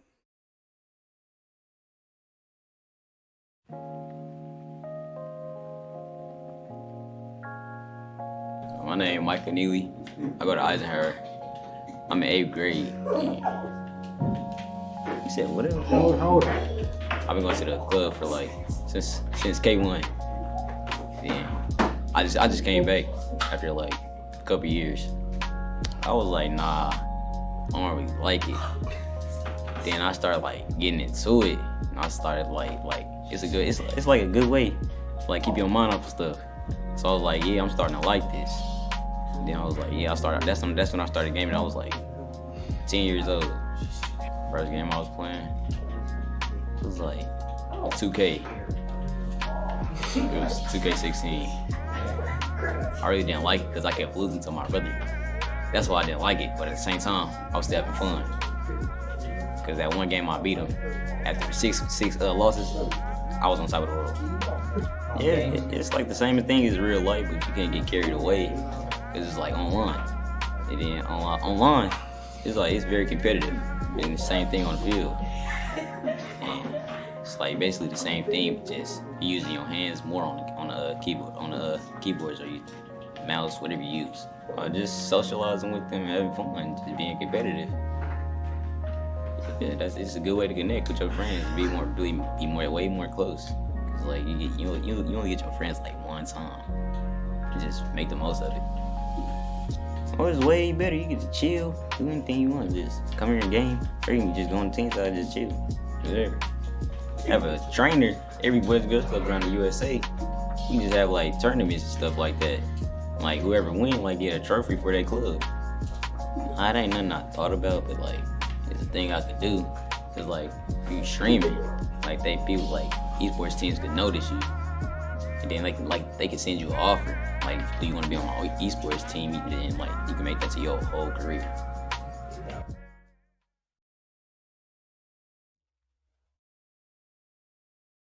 All right, folks. So while we are waiting for this next one to set up here in the tournament, I think it's going to be a good matchup coming here. We finally get to see Boys and Girls Club of Greater Kansas City get to test their prowess here against the freeloaders there. So if the name goes by if we go by anything by the name, clearly, freeloaders. I mean, what's a freeloader, anyways? I mean, like it was me right out of college, living on off my parents still. But we got some great folks in the chat there hanging out with us. Coach Coley there cheering on Nobu. We also got Beersy there, Cloud Shot, Berg as well hanging out. Ashley as well, AJ. Wish we could see you here, AJ, but I understand you've got other commitments, so appreciate you hanging out in the chat with us. And of course, this is our charity live stream benefiting the Boys and Girls Club of Greater Kansas City, folks. This is going to be what we're doing here, trying to raise money from. We've had some great donations already come in from Pipus there. We'll hopefully try to get some shout outs to some other folks that we know have helped us reach our raise as much money as we have already. $2,600 already. It's huge there. I mean, you think about it as well. What that money can kind of potentially go to. It goes to programming for these kids. Like we had Malik on here earlier talking about some of that programming, and you get to see where that kind of goes to. And it's kids like Malik there learning how to rotate, how to get better at these video games there, so they can have these skills all ready and raring to go when they reach to that, that high school level, that college level there. That gives them an opportunity there to maybe make, that esports team, and gets an opportunity for them to really express themselves, possibly make it, earn scholarships there, and all the other life skills that come along with some of that programming there that we were talking with Cooley about. Along with that, if when it comes to what Marvin was saying, if we get enough money, maybe open up another esports center, maybe in a different location in the city there. You talk about like just having the ability to have consoles there, controllers are huge ones. Controllers, are, I think, one of those costs that people don't really think about, that that you have something in your hands there, mouse, keyboard, controller, being able to have equipment that you can trust, similar to like with baseball, having to have a catching a mitt there, a bat, helmet, or football gear. Those are those little things that people that those hidden costs there that people don't always think about when it comes to how to be successful at gaming. Is like, oh, well, everyone's got a console. Not everybody does have a console or a gaming computer, and so having this opportunity with the Boys and Girls Club of Greater Kansas City to be able to hang out there and be able to learn these life skills, be able to have fun with their friends, learn how to play these video games there. And there's a lot of lifelong friendships you can really make through video games. Hitting up your friends on Discord there. Everybody's playing a game. You can just hop in and play casually there. Just be able to hang out with your friends, even beyond school there. It still develops a passion there of a hobby that you get all these memories, all these good time feelings there. And that's what really, I think, what gaming at its core is all about, is kind of building those good time moments with your friends. It's a very communal and thing about being able to like be hanging out there. And that, to me, that's what I really take from gaming away. Like for me, I'll never be professional up, good enough playing a controller to go pro. That's not who I am. What it is it's a passion there for it. It's something that I've enjoyed doing, something that I've been able to do since I was in high school, and it's something that I was able to find friends through gaming there, and friends that I've had for decades now at a time, and I think that's part of what the Boys and Girls Club Greater Kansas City is trying to do with this, is just trying to build a community, build connections with these kids here, that maybe not, they don't always have those opportunities elsewhere in their lives. If they do, then that's great, but it's like, but not everybody does. I think that's so important to recognize, that this money is going to help them and gives them a sense of belonging, right? And that's something that we as humans, I think, is very important to us, is just that sense of belonging. And to me, I think it's kind of speaks to the core of what we're always trying to do here, is just trying to be together with people that are like us, and that we like, and like being around us as well. And so yeah, so to me, it does hit a little home here as far as what we're trying to do here. Raise this money for the Boys and Girls Club of Greater Kansas City. Exclamation point donate in the chat as always. If you need to find that link, where to go, that is how you get to it there, to donate here. Also, if you want to follow along about the bracket here, because this bracket is moving along, exclamation point bracket, to know where we're at in the tournament there, who's moving on, who's coming up next year. I believe it is, like I said, the Freeloaders taking on the Boys and Girls Club of Greater Kansas City. So, like I said, that it's finally a chance, I think. The feel-good story here, not to pick favorites, but the feel-good story is like, hey, this is the kind of accumulation of what they've been doing with their programming here, and now we get to kind of see that activity down here on the field when the kids actually get to take it in here, load up in, and we get to see what they get to do here, folks. See if we can get any shout-outs here on the chat as well. Levy still hanging out. Appreciate seeing there. Me Mitts as well. Currently, we're at $2,650 raised so far. So $2,650 raised so far, folks. That is huge, phenomenal work, folks. We appreciate every single donation. You don't have to. As always, I say give what you can afford to give. We're not looking for $50 for everybody. $5, $10, a cup of coffee. Those little things, little small donations, make a huge impact to the great work that we're trying to do here today. And I think that's something that everyone thinks that they feel obligated to make a big grand gesture. And you don't have to, it's not always about big grand gestures, Not everybody can afford that. It's, just little things there. If you can afford, just give a little bit, $5, and just a little bit of your time, listen to the stories about these kids, listen to, what we're trying to instill with them. I think that's the most important takeaway from today. As we are still waiting here, I think we've got one of the games is still finishing up, so I think that's why we're waiting on one of those teams here for us. But as always, folks, if you got any questions, try to shoot them out in the chat there. We'll try to answer them on stream as best we can. As so we do have a little bit of a false start as someone joined a little early there, so we'll have to remake that one here. So that's a little that's we do live. It happens all the time. That's fine.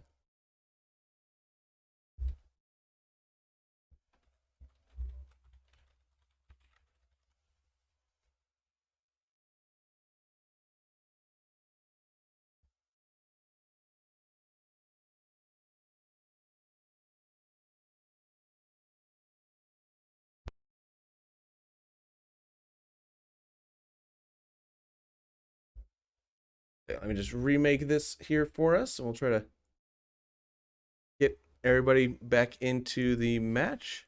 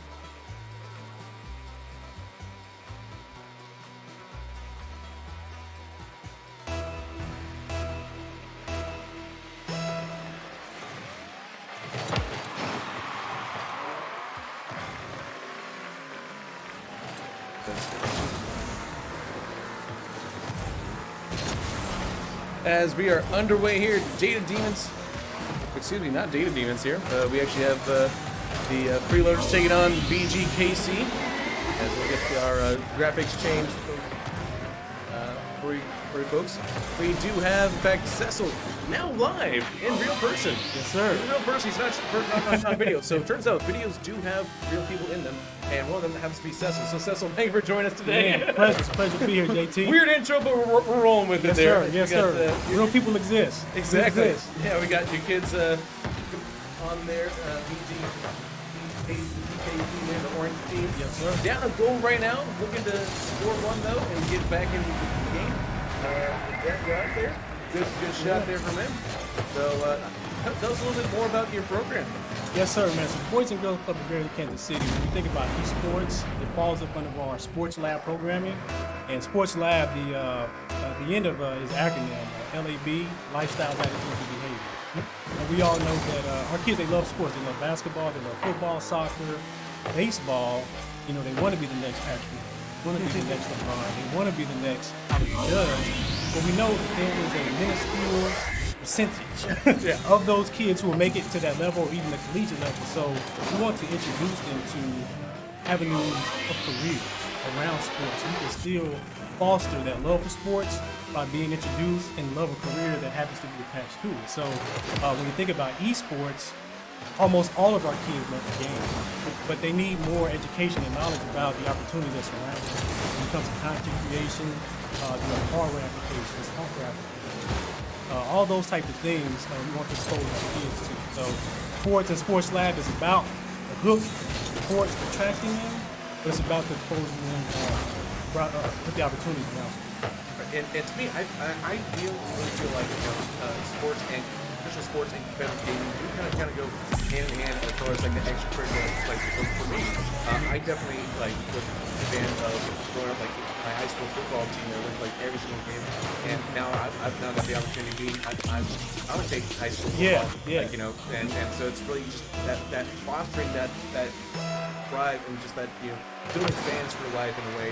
Similar like how sports teams are, and just really fostering that sort of understanding of like what competitive gaming is and how these things, how these have other skills and they can expand outside of this. Yeah, for sure. And just like you spoke to with the interest in color commentary, you were gracious enough to bring in Malik King, who's one of our members at our Boys and Girls Club Writers Hall unit, who just informed me that he has an interest in color commentating. I'm like, man, let's try to cultivate that right now. So he came in, sat with you, did some color commentating, had a good experience, and that's the epitome of what we're trying to do with this program.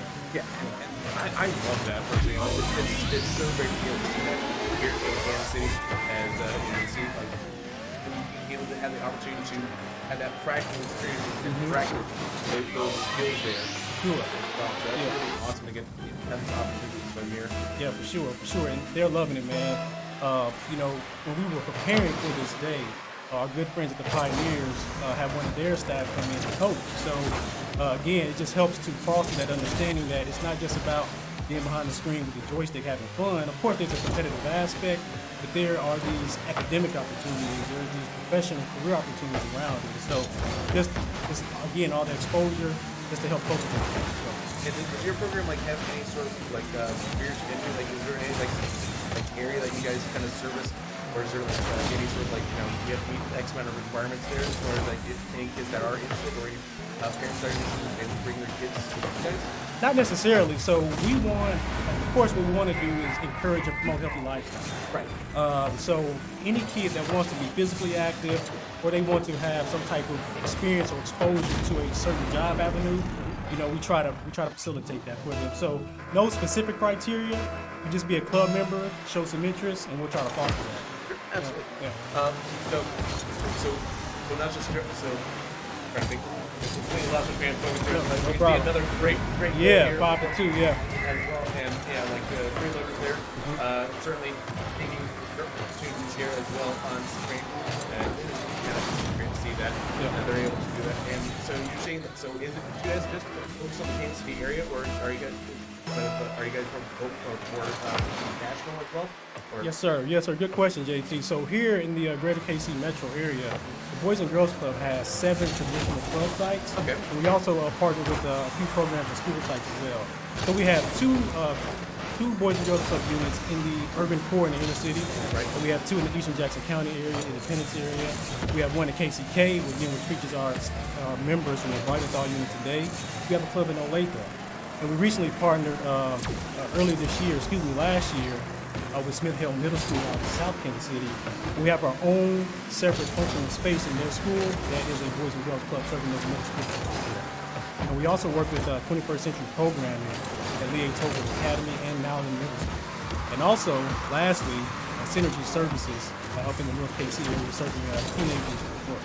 So, That's great, man. And like, I love seeing that because that's the thing about Kansas City is sometimes, like, especially like DCK, sometimes kind of gets left a little bit behind in certain programs. Like, I know my wife, she's a school secretary at DCK in the current district there. So it is just kind of like hearing that firsthand from her, and seeing some of those opportunities that aren't really there available. Yep. To see that kind of be, it's not just River Urban Core there. It's not just Independence, it's not just Johnson County, but you guys are serving everybody throughout the entire Yes, sir. metro area there.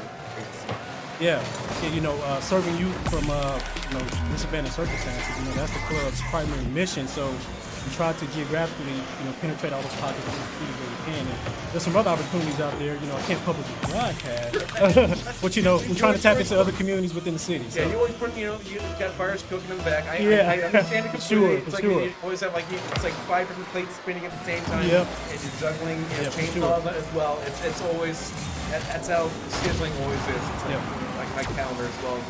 Yes, sir. Calendar Yes, yeah, so hopefully, some new partnerships to come with the clubs here in the near far future. So. Well, like, what's your expectations for your kids here today? I mean, obviously, Gamer 1 not going the best way for them It's right all now. good. It's all good. Yeah. My expectations is a triumphant victory. Okay. Just because our kids here, our club members from the Boys and Girls Club Brighton unit, they have a natural winning. Yeah. We just finished our flag football season. Okay. And 2 of the 3 divisions, they were triumphant in. They took champs in those 2 divisions. So the Brighton unit, they're used to being champions, so the expectation is a dub. It's excellence and it's a dub, for sure, yeah. Especially with our friends from the Pioneers. Shout out Mr. Chance Craft for coming out and coaching, giving our kids, club members, pointers and strategy around Rocket League. So, That's awesome. yep. Do you guys have any sort of website you kind of want to point people to if they're interested in signing up and being club members themselves at all? Yes, sir. So bgckc.org, that is our primary website. So folks can get on that website. You can find information about all the clubs in general, all of our club sites, the mission and vision of the clubs. And additionally, our social media channels. We are on Facebook and social media as Help KC Kids, so you can also find us on there as well. KC Kids Yeah. on Facebook and Instagram. And it's Instagram. Yes, sir. Not so much for Twitter so much right now. We do have a Twitter page, JT, but the handle escapes me, so I don't want to put it out there. Okay, that's fair. Yeah. That's fair. If you Google Help KC Kids, it may pop up. Listen, I'm pretty sure this week there's like 100 other, Hit Your Favorite Kansas City Yeah. Go Clubs this week. Yeah, yeah. They'll have check marks too. So Yeah. for $8. Yeah, for sure. The Yeah. freeloaders taking victory Yeah. in game number one. I said earlier, like this, take your shots when you can. Right? Yeah, yes, sir. It's all good. That's the first game. We're warming up. We'll be better at the second one. The Vibe winner, man.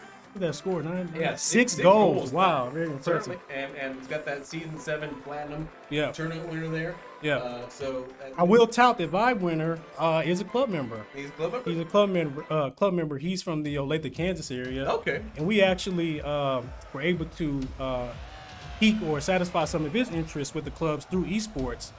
Kevin actually came to the clubs this summer, the Brighton unit, to participate in the Rocket League tournament that we put on with the Pioneers. And ever since then, we've been keeping in communication. He's joined the clubs, and he's always wanted to take advantage of the esports activities that we have on hand. So he's a very good Rocket League player, and a good kid as well, which is more important. Absolutely. Yeah. And how young do some of these programs really start for some kids? Like, is it like elementary school, middle school? Sure. Yeah. So when does that really kind of, does that fostering really kind of start with it? So the clubs, we serve youth 5 to 18. So from kindergarten all the way to graduating their senior year in high school. So when we think about our sports lab programming, we want to foster that as soon as we can, even with elementary school kids. But mainly, we focus with our middle school demographic and our high school. Yeah. And it's just teaching them, like, as far as like sports, just about the techniques and stuff like that, or very also looking at like preparing their bodies like for an after, like you were stretching and like also working on the mental side of it. You know what, JT? It's a mix of all of that. Okay. Again, what's more important is the healthy lifestyle, because we know there's unfortunately, there's an epidemic of childhood obesity, and so we want to do everything we can with our wellness programs to combat that. And so, again, kids who if they just want to come out and play around, move around, that's what's most important. Our sports program and our sports leagues are not targeted for competitive nature. It's more for recreational teaching. So we do want to teach them about the game. We do want to teach them about healthy habits of nutrition, physical activity, warm up, cool down, the main stimulus of the game or working out. Again, those are the primary factors that we want to teach. Now, when we cultivate the next Patrick Mahomes and LeBron James, there's that potential, but we have partners and resources that are connected to the club that we can forward those club members to if they have a high interest in going to the next level with sports. Yeah. That's a big step. And I mean, I was talking about like you guys cover the entire. You got the entire veteran network covered. 5 to 18 there is like, I'm trying to think if there's anything else that like you want to really touch on there. So I think that like you guys have thought of everything. Like certainly like if you're the big brains there have kind of like encompassed maybe the whole thing. Encompassing whole health system there. Yeah, we're definitely about developing the whole child. Of course, again, physical activity, sports is a big part of it. And to be quite honest with you, JT, sports is the foundation of the career. If it wasn't for their successful sport offerings and sports programming, the clubs wouldn't be the successful youth development institution that we need. So along with sports, we have the education piece, we have the public speaking and leadership piece with our Youth of the Year program, which is for our middle school demographic and our high school demographic. So again, there's an education, academic piece, there's the recreation piece, there's a social piece, which is attached to a lot of the programming that we do. And seeing like this, donating like it's a rewarding reach. $650 already donated. That's fantastic. And like, what would you kind of expect to see where some of that money might go to? Is that towards like new consoles, new controllers, or is that like new programming? Like, what would your boots on the ground? Like, yes, sir. Where would you see that money like really promoting and impacting you guys? Well, in a perfect world, if I could snap my fingers with that $2,500, it'll go all directly to consoles and monitors and setting up another esports space within the clubs. I mean, and of course that's what we're doing it for, because we have the Brighton-Dolls Club is our second largest club. We have our largest club is the Thornberry unit. Then we have some other units who are smaller in size, but we're still trying to contemplate where that next esports lounge could be. Right. But definitely the gracious funds that have been leveled by our supporters and our friends, we would definitely go towards the space. We don't know which club, but it will definitely be another esports space. Xbox consoles, monitors, headphones. The kids love LED strip lights, so I got to put that in. I always talk about it. It always has that fun element to it. You gotta have the gamer RGB. It's part of the sure. culture. It's the culture that I get it. Like I'm sure. Like you look in my room and like I've got like the LEDs like all over the place. Yeah, I'm right there with you, JT. Personally, I have LED lights in what I would like to call my gaming area, my residence, and also just in some random areas around our home. I just have LED lights behind TVs and stuff like that. It just gives a cool, fun vibe, element, and ambiance to your home or to the gaming space. And like you kind of ask me, like what are the games that you kind of like when you play at home? Where are you at on a Saturday night? And the game I love to hate, Halo Infinite. That is the game that actually converted me from PlayStation to Xbox. You know, as I explained in the earlier promo video, Halo 2 was a game that played in college. And you know, a lot of my roommates and some friends were just playing the game. I'm like, man, what is this? You got a robot shooting people, aliens, like what is this? And once I got on there, man, I just realized how fun it is and just the camaraderie that I built, even closer relationships with my friends, and also built new friendships around Halo 2. And ever since then, I've been addicted to Halo, and Xbox has been my go-to console. The Halo Infinite, man, that's my game. Again, I love to hate it. I was telling some folks here earlier that I'm boycotting right now, just because some of the game's mechanics and dynamics are kind of unfair.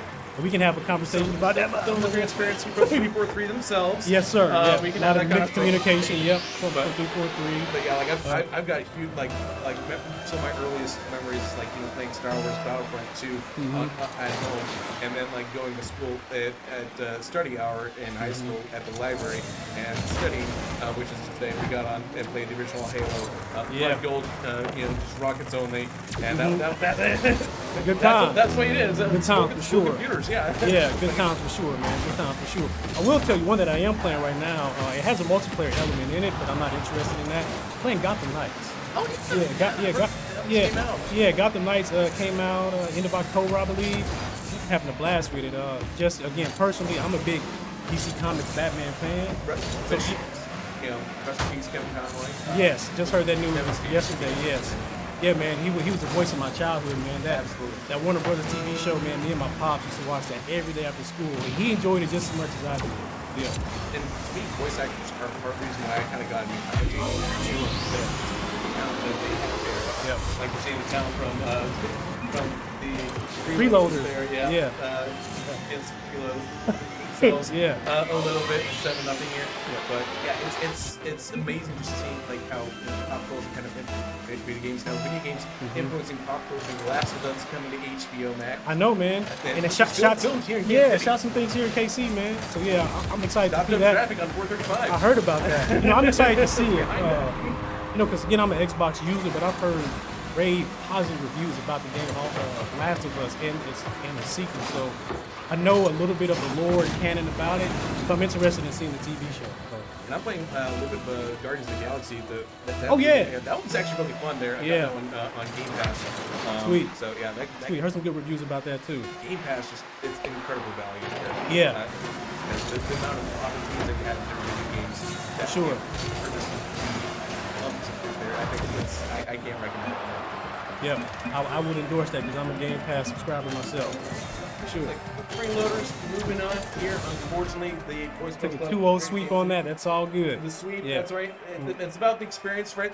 Yeah. And that's the important part is learning, getting the full gaming experience there, and you can always take better opponents that be there, learn and adjust there. Study what they did to prepare for you there, and learn from that. I think that's losing is some of the best ways to learn. And improve.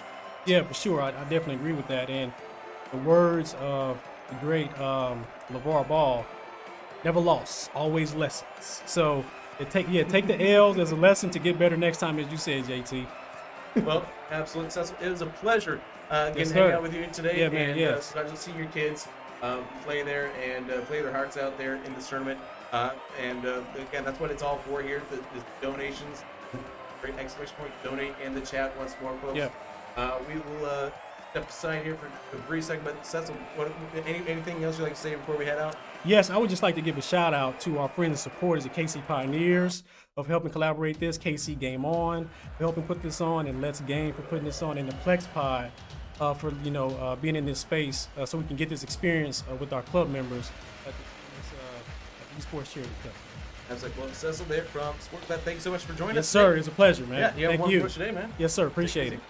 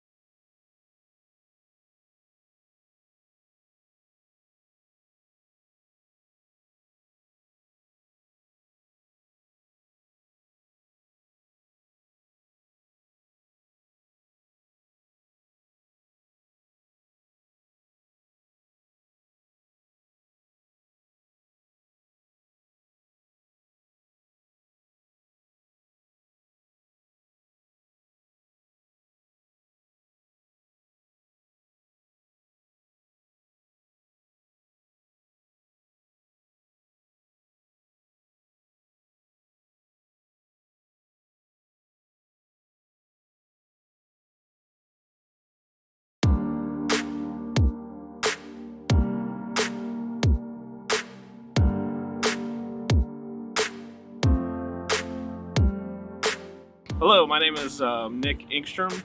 Most people call me Nick the Nerd. I started working and attending KC Game On in 2008-ish. In about 2010, I started taking more of the administrative roles and kind of built from there. We were roughly around 30 to 60 people an event. We were doing this for Kansas City as, something not to make us more money, but rather to have community and to keep growing. Finally, eventually kind of blew up into a 300-person event every 2 months or so. The end result is social gaming and like the ability to meet new people, game with people, form other relationships that I wouldn't have otherwise. We hear the claps in the background. I thank you for everybody for being involved. Let's go. The mission of KC Game On is to organize esports programs, conferences, and events around town to form a community and to essentially enrich and grow esports for the Kansas City Metro.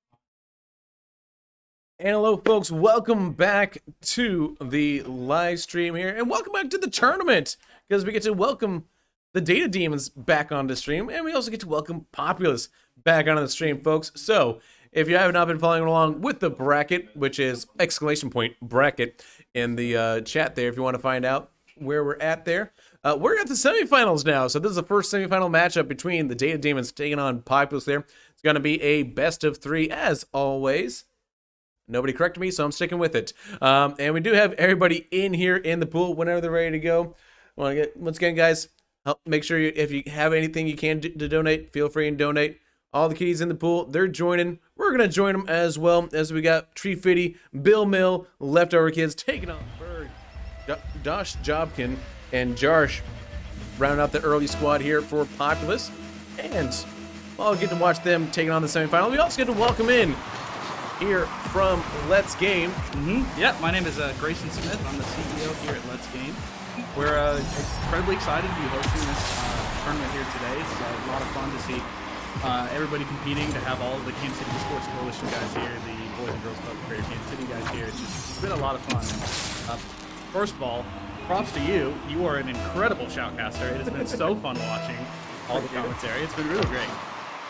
Yeah, and honestly, like you guys have really kind of helped set the scene up with the Kansas City Pioneers, right? And really helped with the gears and whatnot. Yeah, so we have been working with the Kansas City Pioneers now for a couple of months to build out this incredible training center. So we at Let's Game, what we do is we do training and software for amateurs and casual gamers. So what we try to do is we try to essentially bring the view of professional esports into view for amateur gamers. So what we like to do is we call it Pro to Pro, right? So what we do is we essentially establish a pathway to professional for esports. So unlike traditional sports like MLB, for example, there's a very clear path to amateur to professional. There's high school, there's college, there's minor leagues, there's farm leagues, right? There are just so many different paths. There's Savannah Bananas.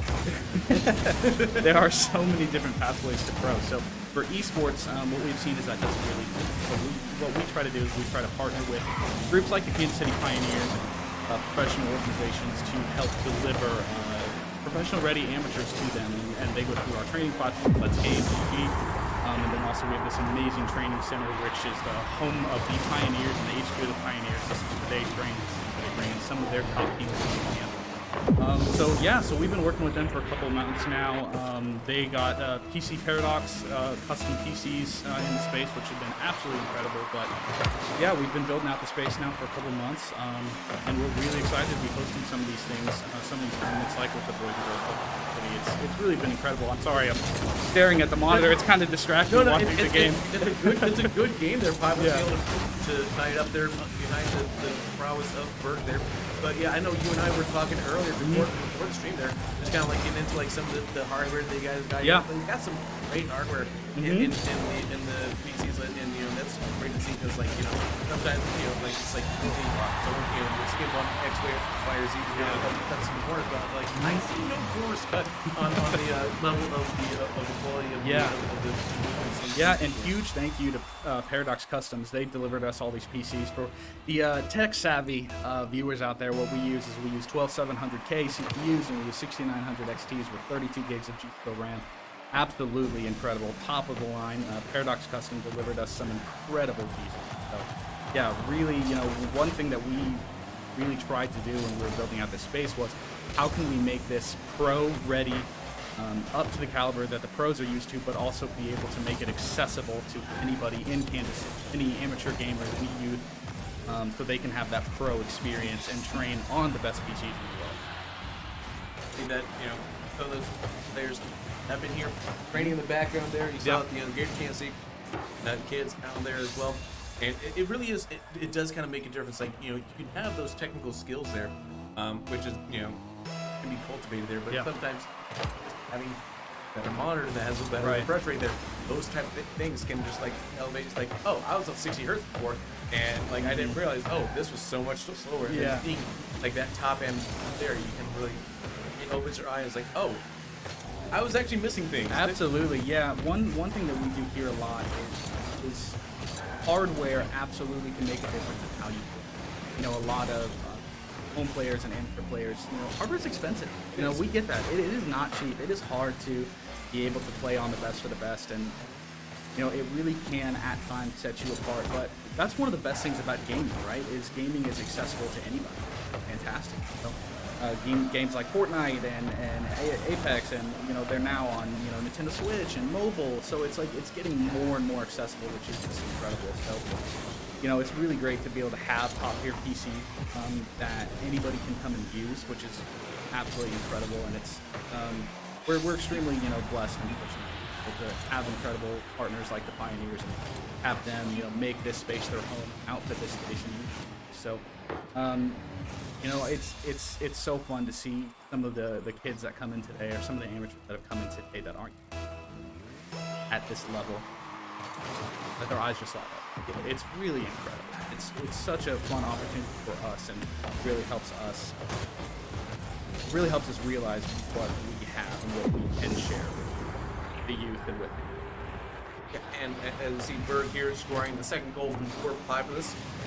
So Jade Demons is certainly with the lead, but cut in half now with a minute 33 still to play in game one here. I think that one thing that doesn't get talked enough about esports as well in competitive gaming is the soft skills, right? That have to get developed. So you have to talk about as far as communicating with your teammates. They're vitally important there to making sure you're in the right position, that you're setting your teammates up for success. And then I think that also really helps carries through to any skills throughout life. Not just those soft skills, being aware of like risk assessment as well. That's a huge part of it. No, absolutely, yeah, and that's something that really isn't talked about as much, right? A lot of people don't recognize that while esports is unlike traditional sports in the aspect where it's not as physically demanding, it still is incredibly mentally taxing. And there is a aspect to esports that is typically, I would argue is the most important, right? And that is the core mental faculties of the game, right? Right. A lot of the top esport orgs, and something that we've worked really hard to develop here at Let's Game, is a big piece of our platform is mental, and is sports mental education, right? Because there goes so much into it, right? We're watching this Rocket League tournament and these games right now, and it's you guys can't hear it on the stream, but we can hear our players out here. They're talking to each other. They're discussing plays. It is like traditional sports where it's not just a bunch of cars going around trying to hit a ball and whatever goes in the goal. That's fantastic, right? There are plays. There is a mental aspect to it. It's hard to come back after maybe a tough loss or a tough goal gets scored on you, but it is incredibly important, and it really is one of the biggest factors in what makes an esports team and an esports athlete successful. Yeah, absolutely. You see the Jade Demons taking game number one, and part of that comes down to that communication there. I mean, I know for me, I've got that background my background is in cybersecurity. Yeah. So having the the soft skills, being able to talk to people. Yeah. That's that's something that doesn't get talked about, because cybersecurity, the biggest threats are often the people inside your organizations, because they aren't necessarily aware of it. And you can have all the technical know-how in the world, but knowing how and understanding how people work is effective for both esports and I think other applications there as well. And so it's one of those vectors that I think people don't understand some of those hidden benefits of esports. It keeps your mind sharp there, exactly, and allows you to understand like that risk assessment, figure out, do I need to go in, challenge this, do I need to pull back here, what's going to be the most beneficial here, and figuring out. So that's one of those skills that doesn't really end up that doesn't get highlighted there, but again, cybersecurity, that's a field that it's very applicable in, and there's a high ceiling as far as your earnings potential. Yeah, no, absolutely, yeah. It really is incredible how many skills really translate over into. There is, like you just said, right? There is the team building skills, there is the communication skills, there is the ability to adapt and react quickly and respond positively, and there really are so many of those skills that traditional sports also really teach, but esports does, because kids, they're playing so much, so much time honing their skills, learning these resources, learning how to interact with other people and strangers, right? Because how many comms do you go on, or online games do you go on, where you don't know who you're playing with? You're just joining the lobby, never met you before, but we're gonna learn how to work together and play together really well. and conflict resolution, where it's going to get toxic as all get out, which is an issue. Like it's an issue with in like live recreational sports as well. But like we always try to take it that idea is like, hey, we know this is a thing that happens. We're gonna try to like do our best to mitigate it here, and here are tools available to you. But at the end of the day, like these are skills that I think look really good on a resume. Right. When you put it, when you parse it all together there, and people, or some folks be worried about like, oh, kids are playing video games, they're not really developing life skills. Hey, listen, like I said, there's a lot of life skills there that have been put on a resume that's gonna be set up for success a lot easier. Like, oh, well, this when you think about it, like bigger type project, well, like I have that sort of experience team building and figuring out how to communicate with people from online gaming. I feel like that's the same, that's similar way to some people look at like Dungeons and Dragons as well, and tabletop role-playing games. Yeah. So I see a lot of commonality. No, exactly, and it's so interesting to think about. I just had this thought as you were explaining that, is when you think about the opportunities you have to meet new people, learn to deal with new people, whether difficult or easy to deal with, you think about how many people that kids or amateurs are interacting with on a day-to-day basis. It's really mind-staggering. You think about how many people I may interact with. I am a gamer, but I'm by no means very good. But I meet some people at the lines at the cafe, or on the streetcar, or in public. But these kids and these amateurs, they're meeting hundreds of new people a day. And some of the strongest friendships, some of the strongest relationships nowadays are through games like this. It's incredible, just interpersonal skills and relationships and personality benefit. Yet, seeing so many people interacting with so many different people all over the world, your view of who I am or who we are as a people, or my relationships with friends, it's no longer okay who lives next to me and who goes to my school. It's now I have friends with somebody who lives in South Africa or lives in the East Coast, or it's just incredible. And like you can see like people that can be somewhat of like shrinking violence in person there, because they don't really see anybody that has into suddenly like blooming and blossoming from that online connection there, and it's really great to see there. And sometimes those do turn into friendships in outside of gaming there, and then, like you can find people in your own community that have that the same sort of interest there, and just like being around. That's like I say, it's one of my favorite things, because it is just like when you're online and you see your friends are online. It's like, hey, maybe they're playing a game that I don't really care for, or I'm like because I'm just garbage at it. But hey, if they're playing it, I'll play for a couple games. I just want to hang out with you guys. I want to talk. I want to have friends and be able to communicate. And I think that's one of the great things about gaming, is that it's a neutral medium where everybody can, regardless of skill set, they can still be, cultivate those friendships. No, absolutely. And we've even had, we host regular esports tournaments here in our space, and we have this beautiful arena. We're based out of Plex West Commons, where we host tournaments all the time. And something that we see is we'll have teams come in. We're like, this is the first time we've ever met. Right, we all knew we live in KC. Somebody drove in from Michigan for a tournament. Like, we have these incredible tournaments. This is the first time we've ever met in person. What we try to do with Let's Game is give them that platform. Yes, train, game, hang out, make relationships, friendships, and get better in the esport at the same time, virtually, but also have the in-person experience where meeting and be in community with your community of gamers. Incredibly awesome. Be able to curate those relationships, and we're incredibly blessed to have those basis. We really encourage, if anybody in Kansas City, wants to come to our tournaments, Let's Game, check us out, come to our tournament. A lot of fun, meet new people, interact with the community, so have a hell of a lot of fun. Yeah, meanwhile, speaking of a lot of fun doing it here, certainly it looks like the freeloaders there get an opportunity with the Data Demons. Having an opportunity here, moving on to the final, if they can beat 5 of this here. Final 30 seconds. It's going to be close. This is game 2 here. Populous does have an opportunity to try to make a comeback here, as well as we kind of focus more on the gameplay. We do have Berg on the field. That's kind of like their ringer of sorts, and Super Cammy moves, all been able to put some goals on it.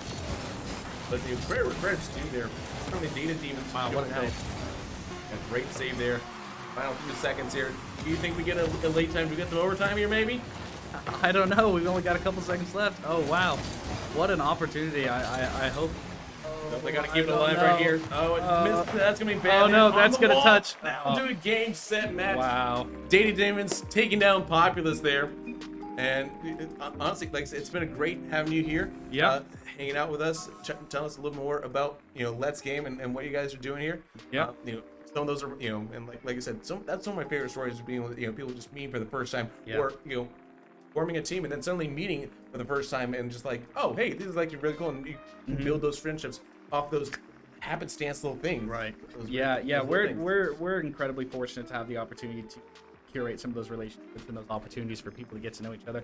We're incredibly happy that we're able to host such an awesome tournament, such for a great cause. The Boys and Girls Club of Kansas City really doing incredible work. We're so blessed to have the opportunity to host them and bring awareness to what they're doing. So we really hope that this again, and it's a real. Well, we appreciate you coming on here with us. Yeah. Anyone else we want to shout out, or if anyone, if there's any website, anything you want to push to tell people, hey, how to get in touch with you if they're interested. Yeah. Follow us. We're Let's Game. Let's Game GG is all of our handles on our website, letsgame.gg. Yeah, come check us out. Come to some of our tournaments. Participate in our online software. It's going to be dropping early. Really excited. Thank you to the Boys and Girls Club of Kansas City. Thanks to Kansas City East Coalition, KC Game On, Kansas City Pioneers for hosting an incredible tournament in our space. So fortunate to have such amazing partners too. Thank you guys for tuning in. We're really excited for the rest of the tournament and excited to see who wins. Yeah, we were right there with you for that excitement. Thank you so much for joining us. Yes, thank you. Yeah, take care.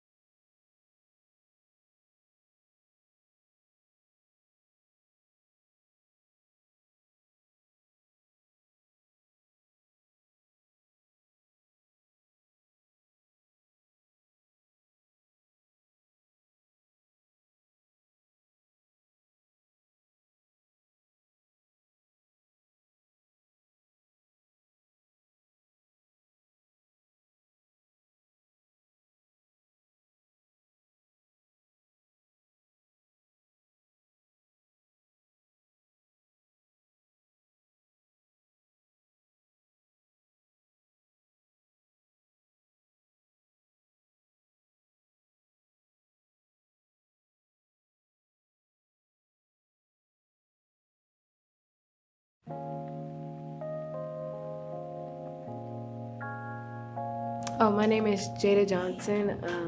I'm 13 and I go to Carl Beavers. The first time I gamed with my sister and she put me on Fortnite and I was playing it with her and I was like, okay, because I was like mad and stuff, and it helped me a lot because when I'm gaming, I release my stress. I mean, it's just something because when we get home from school, it's either I'm on the way to practice or I ain't got practice, and we just play games and we just laugh and have fun because we get back from school and we're very, very stressed. My first expression of the Esports Lounge, I thought we wasn't gonna be able to get on it because some people wasn't on it at first, and I just thought it was just there for adults to play, but I guess we get to play, and it's fun, taking time away from team side. It's because team size is very, very stressful. They can be a lot sometimes, and going to the esports room is a lot helpful. It's like a late therapy. I know that you can play games and make money off of playing games, but and then it's like a lot of YouTube channels that people are playing games and going on stream and stuff and playing games with the people with their viewers. They would spend a lot of time in the esports room than taking the time to go around the Boys and Girls Club. If they see the space, then they'll probably hang out here more.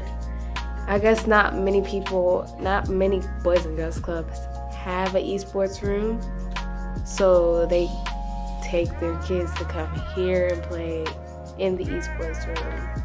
And I feel like it's a fun thing for kids our age. It's gonna help them a lot because if they want a PlayStation, an Xbox, a PC, and Nintendo, if they want anything like online or something that uses Wi-Fi and they can't have it, I feel like it gives them the right to play games and get better at it. It gives them the time to come here and play games for free.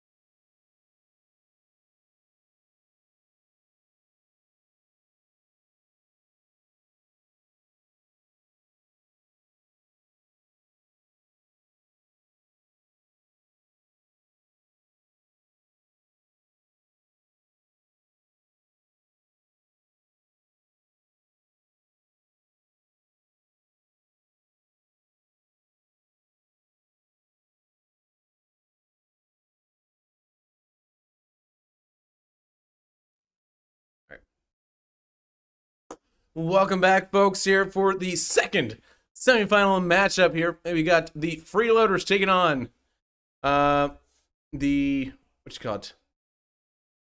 Actually, I think Nobu. Yes, that's right. It's Freeloaders taking on Nobu there. Yeah, so we'll go ahead and change. It looks like we got our software mixed up here, so let's remake that one here. Don't know how that happened.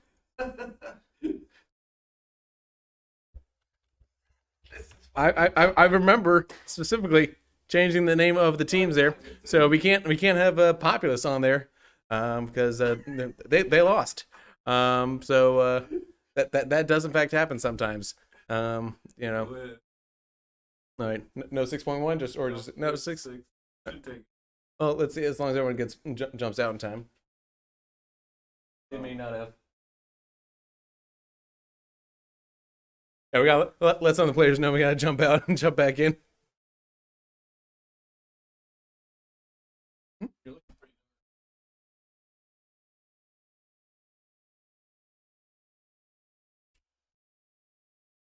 Okay.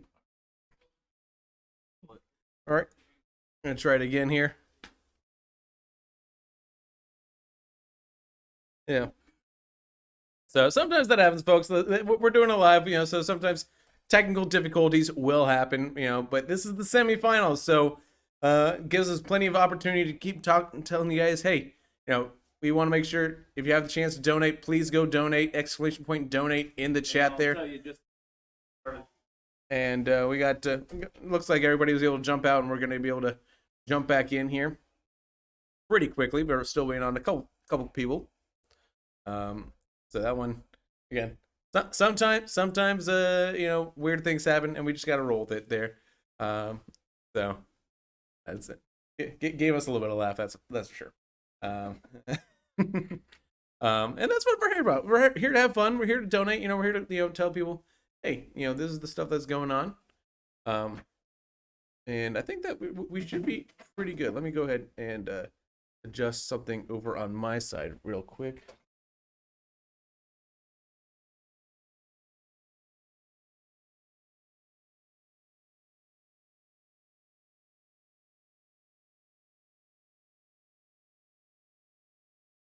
So we got all the kitties in the pool there. So we can go ahead and get them started. And we'll get this semifinal matchup. Freeloaders taking on Nobu there. That is the name of the team there. We've got Vibe Winner, Ultra Camp, Kegless, taking on Peachy, No Lid, and Frenchie. And it is underway here in this semi-final matchup. Take a look at No Lid, trying to look for the shot there. Vibe Winner, able to get there in time to make the save. We're going to get our graphics changed as well for you guys up there. And right there is the first goal for Nobu, as they take early lead off that shot from No Lid. And now it's a matter of what the Freeloaders can do in this spot here. Down a goal early on here, less than 30 seconds into this matchup. And a great flick there from No Lid. Look at that amount of mustard he put on that thing. 102 kph, about 60 miles an hour there. That looked faster than it shows on the screen, because, man, it came off like a cannon off the nose of his car there. And now, right at 4:29 still to play, 2-0, the most dangerous lead in esports here. And we've got Nobu in an early position of advantage. Nobu trying to harass him in the blue half of the field there. Able to get past one here, try to set up an opportunity here for the cross off the side wall there. Gonna drop. It's a dangerous ball there. Looks like it's gonna be Frenchie who capitalizes, and Frenchie now makes it 3-0.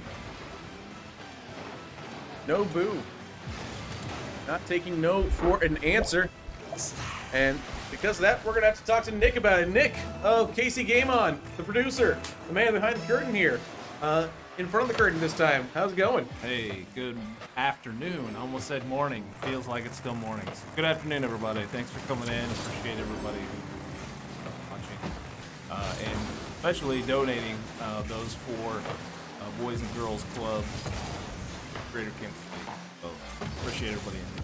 Yeah, and obviously, you know, Casey Gamon has seen No Lid scoring a 4th goal here for them. That's a hat trick for him there. And, you know, Casey Gamon, you guys kind of have your hands in a little bit in everything, especially when it comes to charity live stream and a lot of stuff that we do over here at the Kansas City Coalition for Sports Coalition. Yeah, so that's one thing I guess I should introduce myself. Hello, didn't already know me. I am Inkstrom, aka Nick the Nerd. I am the CEO of Gamon as vice chair of KCEC, the Esports Coalition here in town. Unfortunately, Ashley, our chair, wasn't able to come in today. She's supporting us through chat. So yeah, I'm definitely here to answer your questions. I guess I'll start. I'll just right out of the gate talk about the Esports Coalition and what we've got going on. So this particular event was something that we put together as an esports. Like to continue to do. Is supporting a charity, running a charity stream for Kansas City, and I guess let's say other folks, different charities, thing. So one of the things we're looking to do here is help out with Boys and Girls Club is spinning up, hopefully or potentially a new first room, other locations.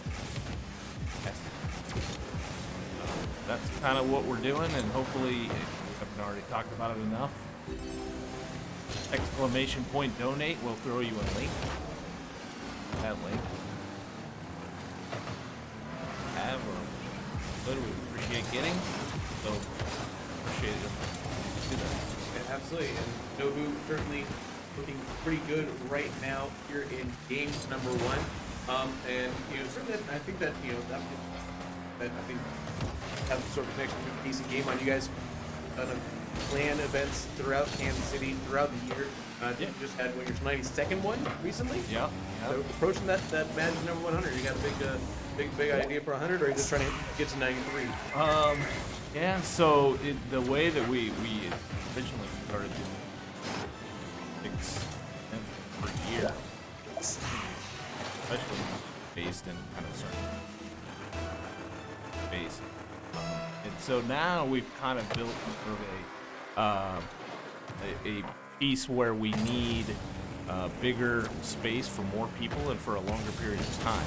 So now what we're actually looking to do is kind of build a space similar to what you would do with a pack or a PAX,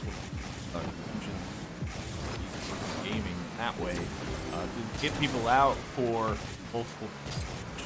It's always been kind of maybe my bucket list, and then we'll do some of that in the past with our collaboration event with Tech AC last year. Sorry, 2019 feels all like a pound of COVID has affected us all. So the very end of 2019, we had a huge 3-day event at Highview. Had about 5,000 people and had, I don't know, Collaborates like Bad Seed Tech. I mean, they use it. Yeah. You know, if you don't know, he's a big, in the word space. Great expert on like, very knowledgeable about those. They have come out with pretty cool. No, that's 4 for him today in this game. He's taking over this game here. Yeah, so getting to 100 is going to take us a few more years, but we will certainly be, hoping. My goal, and I've been stating this now, is 2026. I want to do a 1,000-person LAN at Bartle Hall. That's kind of what I'm shooting for. Is we need to build ourselves back up to where we were prior to pandemic. At I guess momentum that we had at that point. But that's what I've been shooting for. We want to do big things for Kansas City. We want to bring big events. We want to be able to have the conduit, or be the conduit of facilitate getting these big names, getting this out, getting the youth out to Kansas City. So No lid scoring again. This is a dominant performance and with the off the ceiling there, the extra flick holding off that flip reset. All right, listen, like stunting on people. I see you. We see you, no lid. All right, like just because we can't do that doesn't mean we can't. We're gonna make it take the Very time out. Oh, very impressed. That was great. Great save there as well by Peachy. And looks like game number one going in favor of Nobu. Nobu. It's November, so no more spooky. That's what they're saying, right? Yeah. So this is the semifinal match. The winner of this will being. Oh my gosh! Just like he checks the bracket himself. Exclamation point bracket in the chat if you haven't yet already. Data Demons. Yes, I apologize. When I'm doing all this production stuff, I'm not really. I mean, kind of half paid attention to stuff and trying to line people up and all. I appreciate your patience. But yes, the winner of this match being my final Data Demons and finals. Best of 5 coming after the around 3 o'clock. Yeah, hopefully around 3 o'clock there. But certainly you're a man of many hats, many talents there. Not only with Casey Game On, working towards all the different events you guys do. Also, vice president, vice chair of the Kansas City the Kansas City Esports Coalition.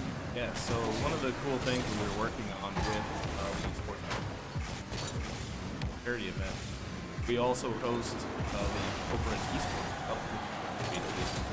times, and it's an opportunity for a lot of the team today to play in esports.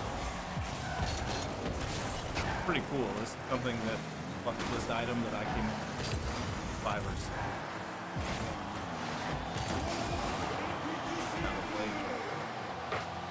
And I brought this. Hey, can we get this done? Thought it was at our season last summer. We will continue to build on that league. So yeah, last year we did Rocket League, Halo, Super Smash Bros. As well. Mario Kart. Looking to expand and grow in that area of games, and then we also will change up the games themselves so that we'll have more opportunity for people to play, like do something else. I'm sure Warzone 2 will probably make it next year, because Halo is kind of sitting down now, it's kind of being faded out. That's kind of how games go, right? Always games rotating in and out. I know like Call of Duty's gotten real popular. I think they mentioned it on the new Hard Knocks series, because Kyler Murray always tanks his gameplay. I mean, he's a big esports guy though himself. Though. He does invest a lot in certain esports organizations that will go unnamed, as we are wearing jersey here, so we're gonna. Yeah. But certainly, he invested enough to say it's okay to not to play his best for the Cardinals. So we appreciate that for him. Hey, I don't have him in fantasy, so I don't care. We've got, and I mean, with that, it's really cool because how many different professional athletes. We're looking forward to doing some stuff in the future. Charity work and a charity event actually for Justin Reed. His brought in VR, brought in Philip, and it's a great time, and we were able to get him to play some Warzone on there too. So basically. People who don't necessarily play, be able to get them involved. So, Rule 1? Can we do that Rule 1? There it is. Yeah, you gotta have Rule 1, guys. I'm sorry. It's a Rule 1 is, and we gotta tell the Rule 1 being 5 winner and no lid. And I think that's the great part about Rocket League. is people respecting the unwritten rules here of Rocket League, and this is a competitive matchup here. This is it's going to decide who goes to the finals here. But you respect the pouch, as they say in Capri Sun, and you respect the unwritten, the unspoken rules of Rocket League. So, as Nick's got to attend to some production schemes, we do get a score here from Peachy. That is the third goal here. So we do give you that live score. There's a nice little tap in from the crossbar. Looks like Nick did attend to it. It's production things. Production things do happen. So I do appreciate Nick coming in here, talking to us about it there, as you have the final 2 minutes now for this game number 2. We are in game number 2, folks, of this semifinal matchup. Nobu with the lead here, and they had the lead in the last one as well. As we get Nick back, done with production type things, so he can talk more about his life and what he does great. Yeah, so that's the whole thing, right? Life is never cut and dry. I just think it is. I like it. But yeah, we got things all worked out. We're good. We're actually going to bring in, and so when this game finishes here, we're going to bring in kids that played for the Boys and Girls Club, and they'll be in here in just a few minutes. We get it on here. We'll kind of rotate out to them, and kind of talk to them personally a little bit right before we kind of run into the finals. Be a great opportunity to get some look at how this benefits them. Yeah, absolutely. Yeah, I think it's going to be great to see, exactly where those dollars are going to be going to, who it's going to be affecting there. It's always great to have like that face to know, hey, like this is going to directly impact their lives in a way that is, sometimes it's hard to quantify, really. Just how much, just a little bit of that effort, a little bit of those, donated dollars there can really make a great difference there. As Keglis there is able to cut the lead to just 3 here. With 36 seconds left to go, though, I think that Nobu, 12 seconds per quick maths. Quick maths. But we could be seeing a rematch of that exhibition we had earlier between Nobu and Data Demons there, and Nobu has looked strong ever since that exhibition match. So I would not be surprised to see if we could be having the eventual winners on our screens right now. Yeah, well, that's definitely stepped up the game and learned a little bit from the previous matchup. Always gel as you play. Absolutely, and communication, big part of that. We've spoken to that at length, and what the Boys and Girls Club of Greater Kansas City does regarding those interpersonal skills, the communications. Final few seconds here in game number 2. It's game, set, match. Nobu moving on to the finals. All right, so we're gonna go ahead and spin up and have the Boys and Girls Club reps come on in, their team name. So I'm gonna step out. Appreciate everybody coming in. Yeah, thank you so much, Nick. As he gets back to his production duties there, we are going to go ahead and might take a second here to get all the kids in here. As we. All right. Hey, just a reminder here: the event today is to bring some exposure to the Boys and Girls Club of Greater Kansas City. Brought the team in here to thank them and their directors. Again, trying to benefit them, give them an opportunity to expand their esports and gaming facilities with equipment and whatnot. But I wanted to give them a couple things, give them a chance to just say their names one more time before we head out and close up after the finals here. But I have a gift for them as well. Let me show you what we got.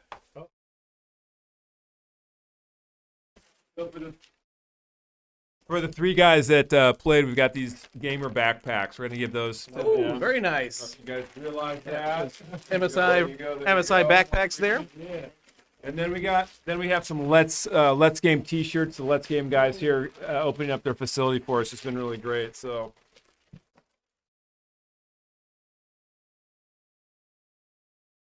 Nice. Thank you. Medium. And step up, say your name, and just. Yeah, the microphone is yours, as it were. We got. My name is Malik King. Hold on, Ozzy. How old are you? What school you go to? What grade you in? What school you go to? My name is Lee King. I go to Arrowhead Middle School, 7th grade. What's your gamer tag? Yeah. You know, I don't want I asked the hard questions. That's what it's brings up. All right. My name is Isaiah Cornish. I go to Carpy Bruce Middle School, and I'm 13. I'm in the 8th grade.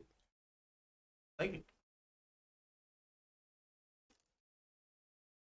My name is Marco Martinez. I attend Carpy Bruce. Grade. Thank you. Yeah, or Mr. Robert.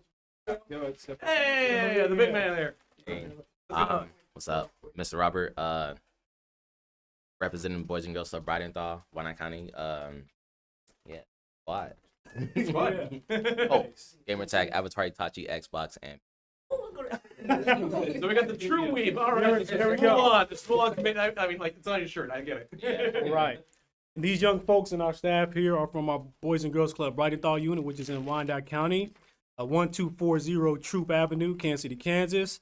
Stop by the club and come check us out. Again, we serve youth ages 5 to 18. We have several clubs across the city, bgckc.org. Check us out. Self for profit, representing the clubs via St. Luke's Health Systems. This has been a pleasure. Shout out to Populous. I forgot you the first time, Marvin.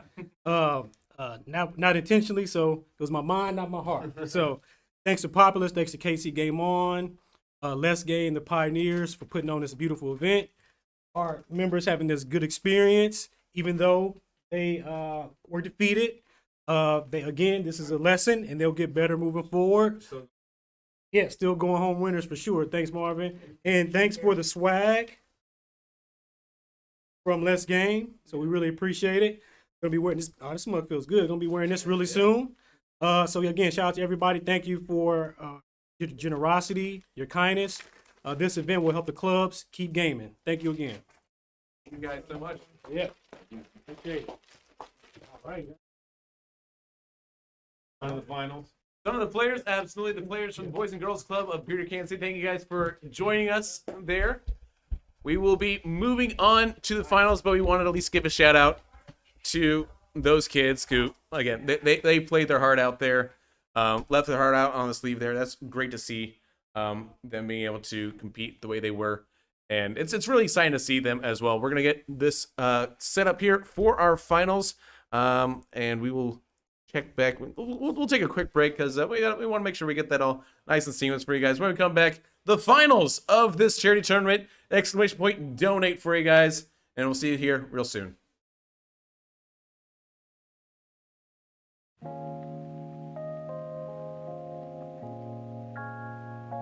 My name is Kemon Clark.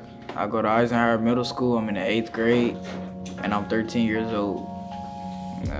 I like a lot of 2K and Madden. We usually like hop online or like play my player a lot. Yeah, I play my player a lot. I like everything about it. I just like everything. It's really not a difference. For real. When I'm playing Madden, sometimes when I play Madden, I just be like, just pay attention to like wide receivers, running backs, and all that. Because in real life, I gotta watch what they do, like in the NFL, and then I gotta take it to like do it in real life, so I don't mess up. And yeah, I learned from Madden, like you see formations, like because like my first day on that football team, I didn't know nothing, so I went to Madden. Like sometimes in Madden, like I learned emotions, I learned how to get it out quicker, and like yeah, if they listen, don't just like run out the pocket. I know how to like read the field and all that like now, and that's stuff I didn't know how to do. I used to just hike the ball and just start running. I'd be like, it was this one time where like we was at this Boys and Girls Club, and like I did not know how to play 2K at all. You know how like people normally just talk stuff, blah. So I played Mr. Rich for the first time. He did me like dirty. I was mad, but then I learned from that.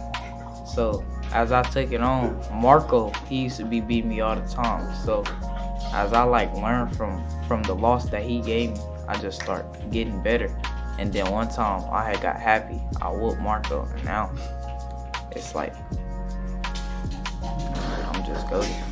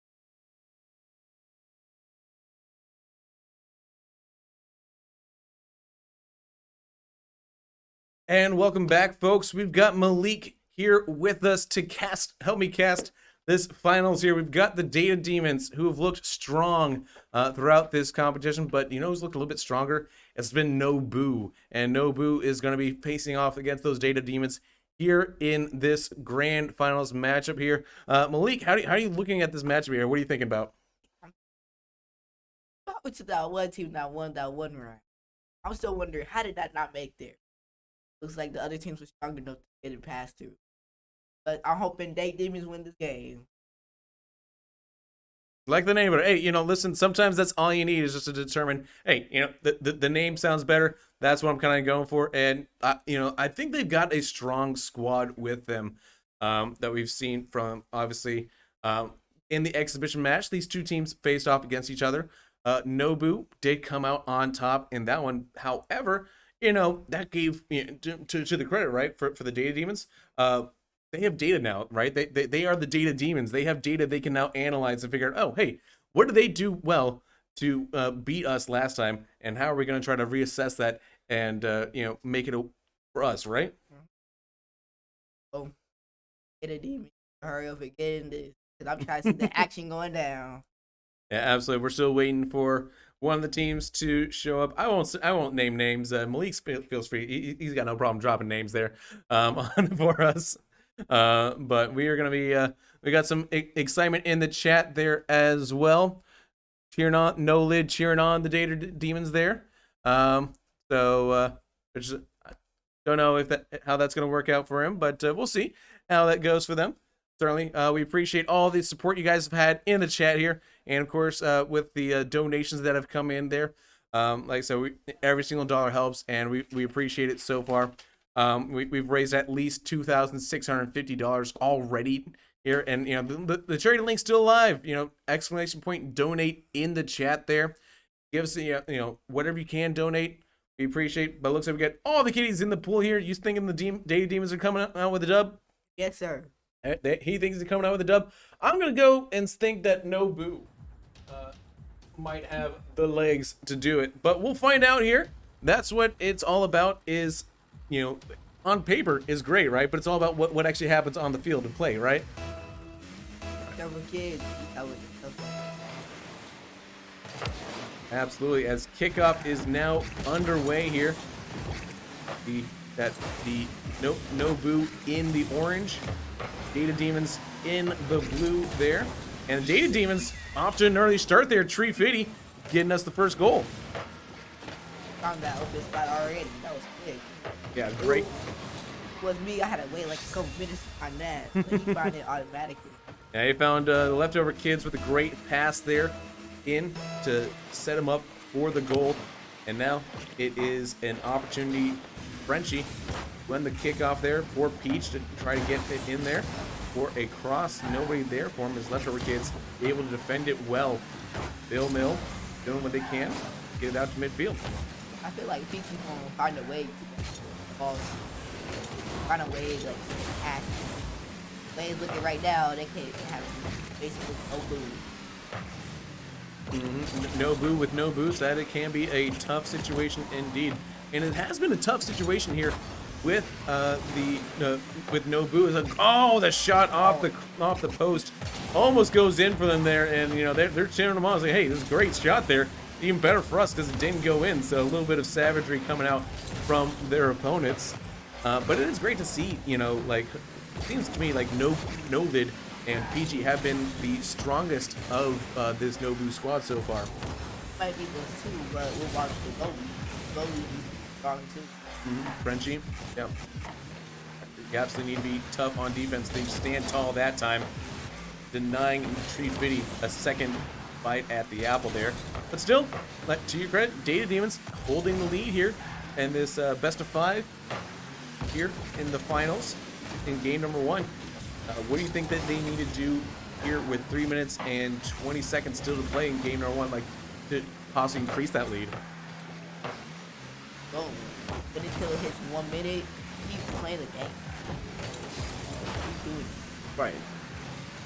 Keep that hustle for in there, not get too complacent.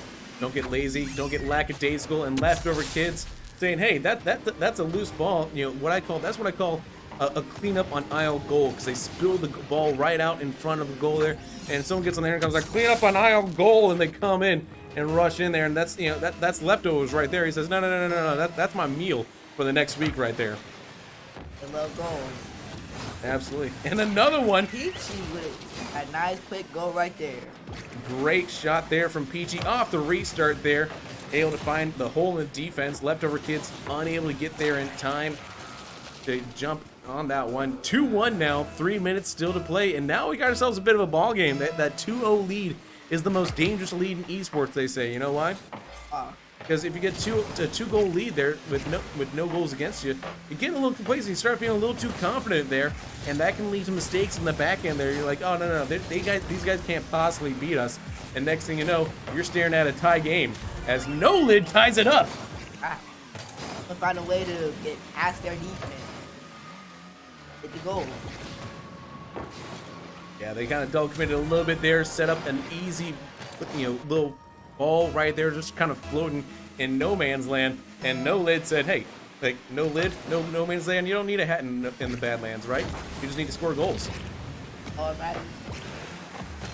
Absolutely. At the end of the day there, that's all the coaches in the world can tell you a lot of things, but at the end of the day, goals are what matter. Goals win games. Defense is important, but if you score more goals than your opponent, you tend to win more games that way. That's what I've always said. Good comeback. Absolutely. So now tied up game here. Who do you think gets the next goal there? I gotta go for sure.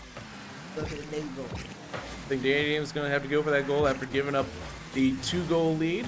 The momentum might be in favor of Nobu right now, but we'll see if the Data Demons can make a resurgent climb back to dominance there. They were controlling the flow of the game there, the pace. A good pass here by Tree Fitty to try to get it across the goal there, but he decided to take it himself there, and you saw it right there. He had a teammate rating, right? Ready. Those data deep our rotation is good after the sacrifice acting possible. Yeah, so they're definitely having to do some of their own maths at sacrifice, not unlike Scott Sterling.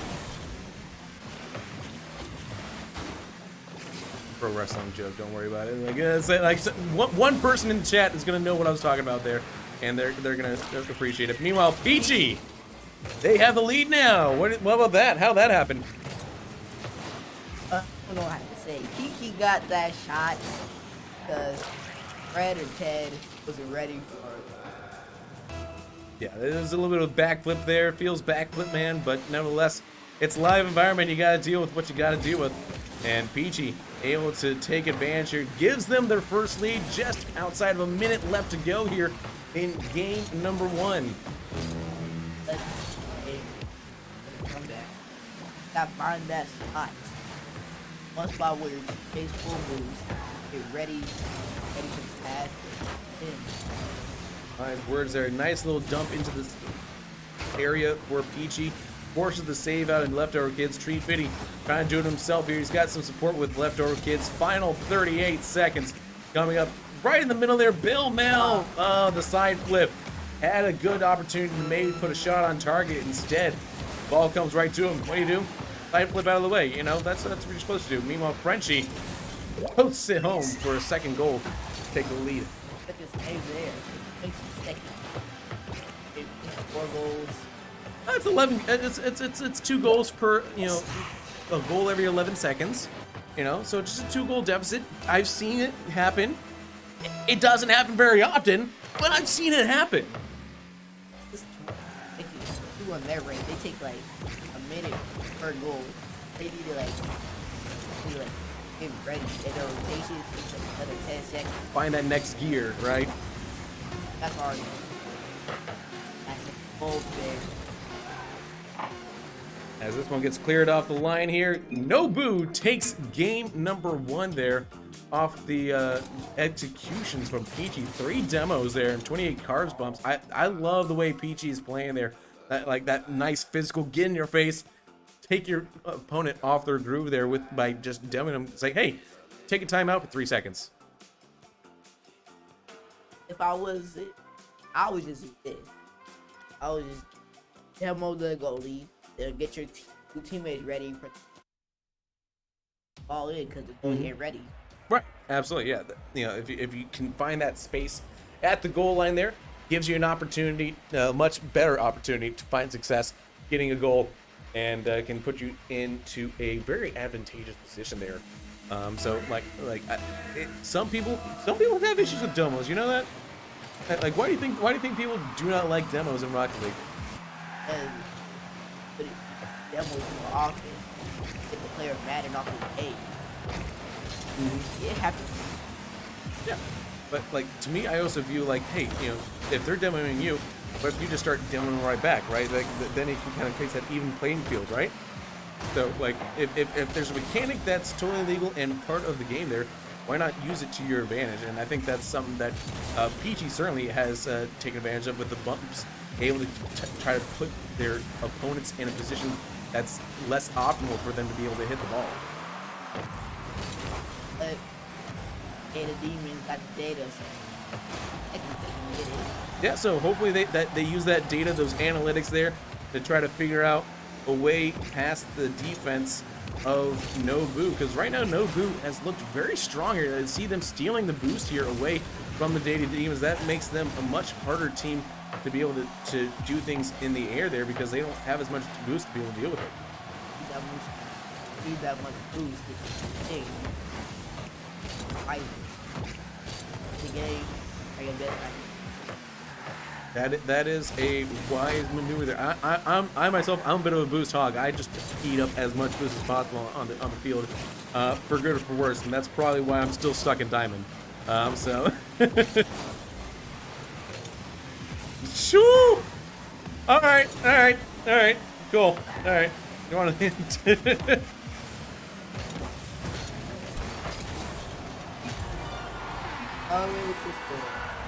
Yeah, good. No lid there with the score there. Bless my heart. Jeez, I'm just getting roasted here by these kids. All right.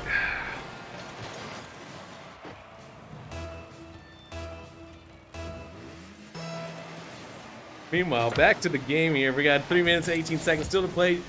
Nobu with the lead once again here. Yeah, once again, leftover kids having a good game here so far. That's what I think their second goal on this series right now. I think the first one obviously game number 2, but they had I think a goal in game 1 as well, right? Yeah, too. So they are showing out pretty well here for their team of Data Demons. Do you think that's the Data Demons are going to need to lean on leftover kids a little more? I don't think so. That's the thing. Like that one team that leads over. They lean on him the most. And the team stops him. Hey, they don't know what to do next. So who do you think from the Data Demons would need to step up for them to be able to clutch out the victory here in game number 2? Tree Fitty? Okay, so Tree Fitty is the guy you think needs to come up, step in. He doesn't have a goal yet here. He's got one shot on target here in game number 2. But you think he's the one that's going to be the linchpin to unlock the offense here for Data Demons, huh? All right. Peachy with that goal. Wow. What a goal. I believe that goal just in an instant there. Great pass from Nolid right over the defense there. See, what Peachy ended up doing was put it right where the defense was, just smacked it right at them, because their inertia is just going to kind of take them forward a little forward. See, you know, like people saying, hey, don't worry about, you know, science and stuff like that. No. Physics, it's in Rocket League. Physics exists in Rocket League, folks. You know, having a good understanding of physics helps you out here. Trust me. Just the thing, Peachy and Norway got the good chemistry. Like, but Data Demons, I don't see no good chemistry there. It's like a 1-on-3 situation. I feel like you like a pass to assist. Oh, Data Demons have no chemistry. It's like 1-on-3 situation. And some of that comes down to communication as well. You know, like when you get a little frustrated, you've lost a game in a series there. Sometimes if you're a little tilted there, you kind of you stop talking with your teammates a little more. You all just kind of shut down and just try to play your role there and not pay attention too much to what your teammates are doing. And that can be detrimental. Cost you a series. That's been a wild back and forth here. Minute 15 still to play in game 2. No Boo with the early lead here. Do you think that the Data Demons can come back and tie it up, though? So Data Demons, you heard Malik there. You got to get the chemistry back on track there. Good clear to start it off there from Bill Mill. Tree Fitty trying to chase it down there. Frenchie gets in front of it. Looking for a pass to Peachy, and Peachy puts it home. 3-1. That's what I'm talking about. Chemistry. Their team ain't there no more. They lost that first day. They said, I quit. First game is over. And I'll be complimentary to them. I don't know if necessarily the teammate isn't there anymore. I think it's more the fact that it accentuates just how much No Boo is able to communicate with each other. They know where they are at on the field there, and you saw Frenchie just able to set up with that beautiful pass off the sidewall there to drop it in there for Peachy. Peachy just says, "Hey, I eat those for breakfast, you know, like Fruit Loops day in and day out." You know, and it was, you know, sweet like candy there, and that's why you get that fruit explosion. They put Peachy under more pressure because he's the one that like assists. They're getting the hot hand. Finishing, but I can't lie. The rest of the team was doing their job. During this, Peachy with another goal. Ooh, love that pass there. Great infield pass there. Like, and you see the dog commit as well. Only one guy challenged it for it. Excuse me, Leftover Kids challenged there for it, but ultimately, great little shot. Had a lot of zing on that one there. Able to really put a lot of power on that shot, and I think Peachy, I think that's what the third or fourth one of the day here on the game. That's a hat trick here in game number 2. Looking for the demos here, missed the demo, but Peachy aggressive, and it ends up with game 2 victory. Now it's match point here. No Boo. If they win the next match, they win the ship. I feel like Data Demons finally got it. Leftover Kids finally got a challenge to competitive like his it's Peachy. Yeah. The rest, No Boo's doing good, to be honest. The assists, the passing is crazy. But Leftover Kids, look at the stats right there. Mm-hmm. 1 goal, like 3 shots and a couple assists. The rest of the team got like No Boo got the main goals, but the team got the assists. Right.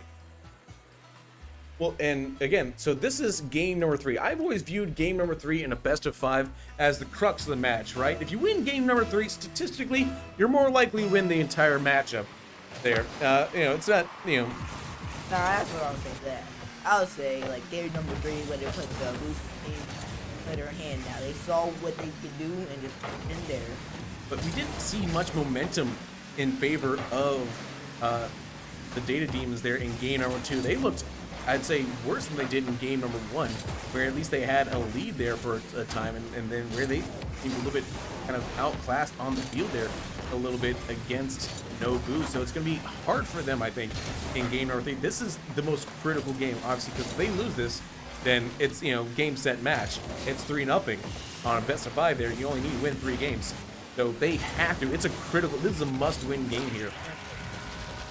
And then Peachy decides to win. Yeah. So Data Demons there, not able to overcome Peachy right now. Peachy, I think if you're the Data Demons, right, you have to figure out a way, like, you respect Frenchie and you respect No Lid there, but right now you have to focus on shutting down Peachy. Get Peachy off the field if you need to. Maybe get them in a position that, like, just bump them in a way that they can't really get a good touch on the ball there, because right now, No Lid gets the 2nd goal there, but Peachy has been the catalyst here that's really set things up. Dude, now, he fought Leftover. I thought that one is that they were trying to do. Like, when they're bouncing down, do the same thing. But they failed it because the chemistry is. They lost all hope for it. And 3. But I'll tell you, like, when we win a game 3, I don't give up. I just keep playing. Right.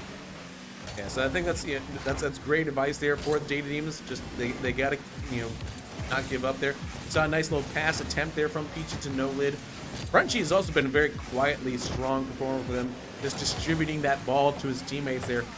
being aware of where the teammates are at and just pinging passes over to them and saying, hey, I'm not necessarily going to be the one that's scoring all the goals here. I'm just going to give it to you guys and put you guys in a position to succeed a little bit more. And I think that's really important. You need to have a teammate like that. And I don't know if Data Demons have a teammate that's, you know, selfless like that, that's willing to make those playmaker type plays.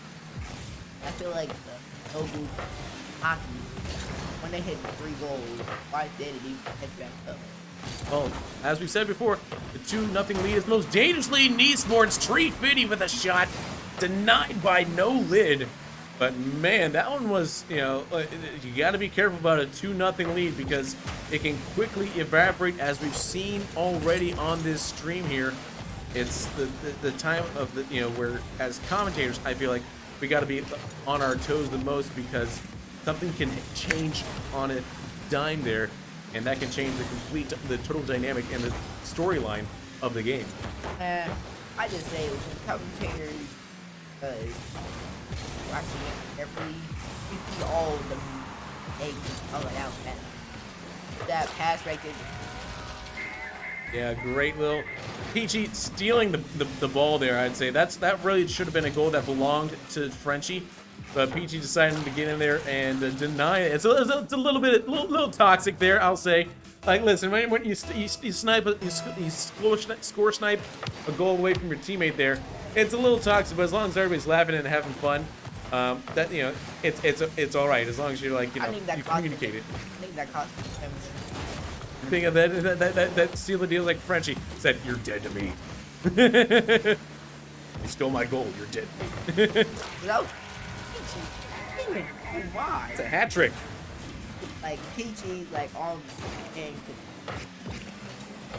I don't know. It's like Peachy just going real fast like Sonic. You know, they got those peach rings. You know, like Sonic, like eating all the peach rings. It's a good candy. It's a good candy. I won't deny. Like, listen, I've had peach rings. They're good. Peachy needs to after right after this goal right here. Oh, 4-0. Teammate goal. Getting the assist done. So you're saying that Cecil needs to have Peachy, you know, come in to teach a few games? Yeah, he needs. Well, Cecil has been put in notice. I'm sure he will take note of that and try to work that out here for you there after the day. 4-0 now, a minute and 35 still to play here, and still looking for more goals as Peachy, greedy as ever. Of course, some would say you can never have too many goals in a game, and those would be neutral observers like myself. So yeah, I agree. You can never have too many goals in a game there. I said it. I'll just say, Data Demons, like, y'all chemistry after the first game, it was going away after the first game. Like, what happened? All you fans out there rooting for you, Data Demons, and you just play like this. I can't root for you. Keep doing your thing. I don't care. A fair weather fan here in Kansas City, but I mean, but also results get, you know, the work put in gets the results, they would say. So you are what your record says you are, and only the most diehard fans are the ones in the most pain. Like if they root for the Jacksonville Jaguars, a lot of pain happening. Don't trust me. You're better off being a Chiefs fan. It's okay. You don't go down the path I went down. All right. They right here. I was just trying to make a goal. I would never get 5-0. Like, I would just try to make a goal. A goal for pride. For pride, says Tree Fitty. And it is now 5-1. 38 seconds left to go here. Well, they still got pride. Pride is still there now. At least you didn't go down with 5-0. Me, I have. That hurt before when I went down with 5-0. I could never. Would you just quit the game right there? No, I would never quit the game. That hurt. Yeah. So, like, have you been in those sort of situations there? Do you still try to fight as hard? Do you try to fight harder, or you just or are you more zen and acceptant of the situation? I just like it's 5-0. Who cares? There's more rifles out there. It's a good policy to have there. Exactly. You know that there's always more games to be had. Not every game is going to be your game. Some games it's someone else's game, right? Peachy is Nobu, he's the best team. I don't know how to say it now. Peachy, just did your thing, to be honest. Nolan and Frenchie, just keep doing it, like, after the Absolutely, and that is going to be game, set, match. Your winners of the charity live stream, Gaming for Good charity live stream, is going to be the Nobu team of Peachy, No Lid, and Frenchie there, folks. They get to come away, get to hang that little pin in their hat there. People still put pins in their hats? I don't know. I feel like it's a very like a German lederhosen like Oktoberfest type thing to say, yeah, because hat pins. Like, God, that feels so archaic, right? Like, here I am showing my age. Nevertheless, though, Malik, thank you so much for hanging out. How was that casting your first grand finals there? It hurt because I rooted for Data Demon. Right there in the chat. Can you please send Data Demons some help? Their chemistry is nowhere. We're turning this into a live stream to help out the Data Demons now. Incredible. All right. You just have Peachy and the rest. Please pass the ball. Like, stop passing the ball to Peachy. I get it. He's that guy. He is him. But nevertheless, Malik, thank you so much for being with us here. It was really fun with hanging out with you, and Nobu coming around with the victory there. And folks, that is going to wrap up the live stream portion of our charity streamathon here. You guys can always the charity links will still be live after we finish the stream here through the weekend. I've just been told in my ear. So make sure you hit that exclamation point, donate. There's the links in the chat there. They've been going throughout the day. They're going to continue to be live throughout the weekend. Donate what you can. It doesn't always have to be a lot, just a little bit. Whatever is available to you, it's greatly appreciated. It goes right here in the community, helping kids like Malik out here, help them, more opportunities for more kids here in Kansas City. For the rest of the Kansas City Esports Coalition, here I am, JT Displays. It's been a pleasure hanging out with you folks all day today, raising some money, helping the kids out, seeing some Rocket League, commentating some Rocket League, and having a fun time out here, folks. And we hope to see you guys the next time we do one of these live streams. Until then, take care, y'all. Peace.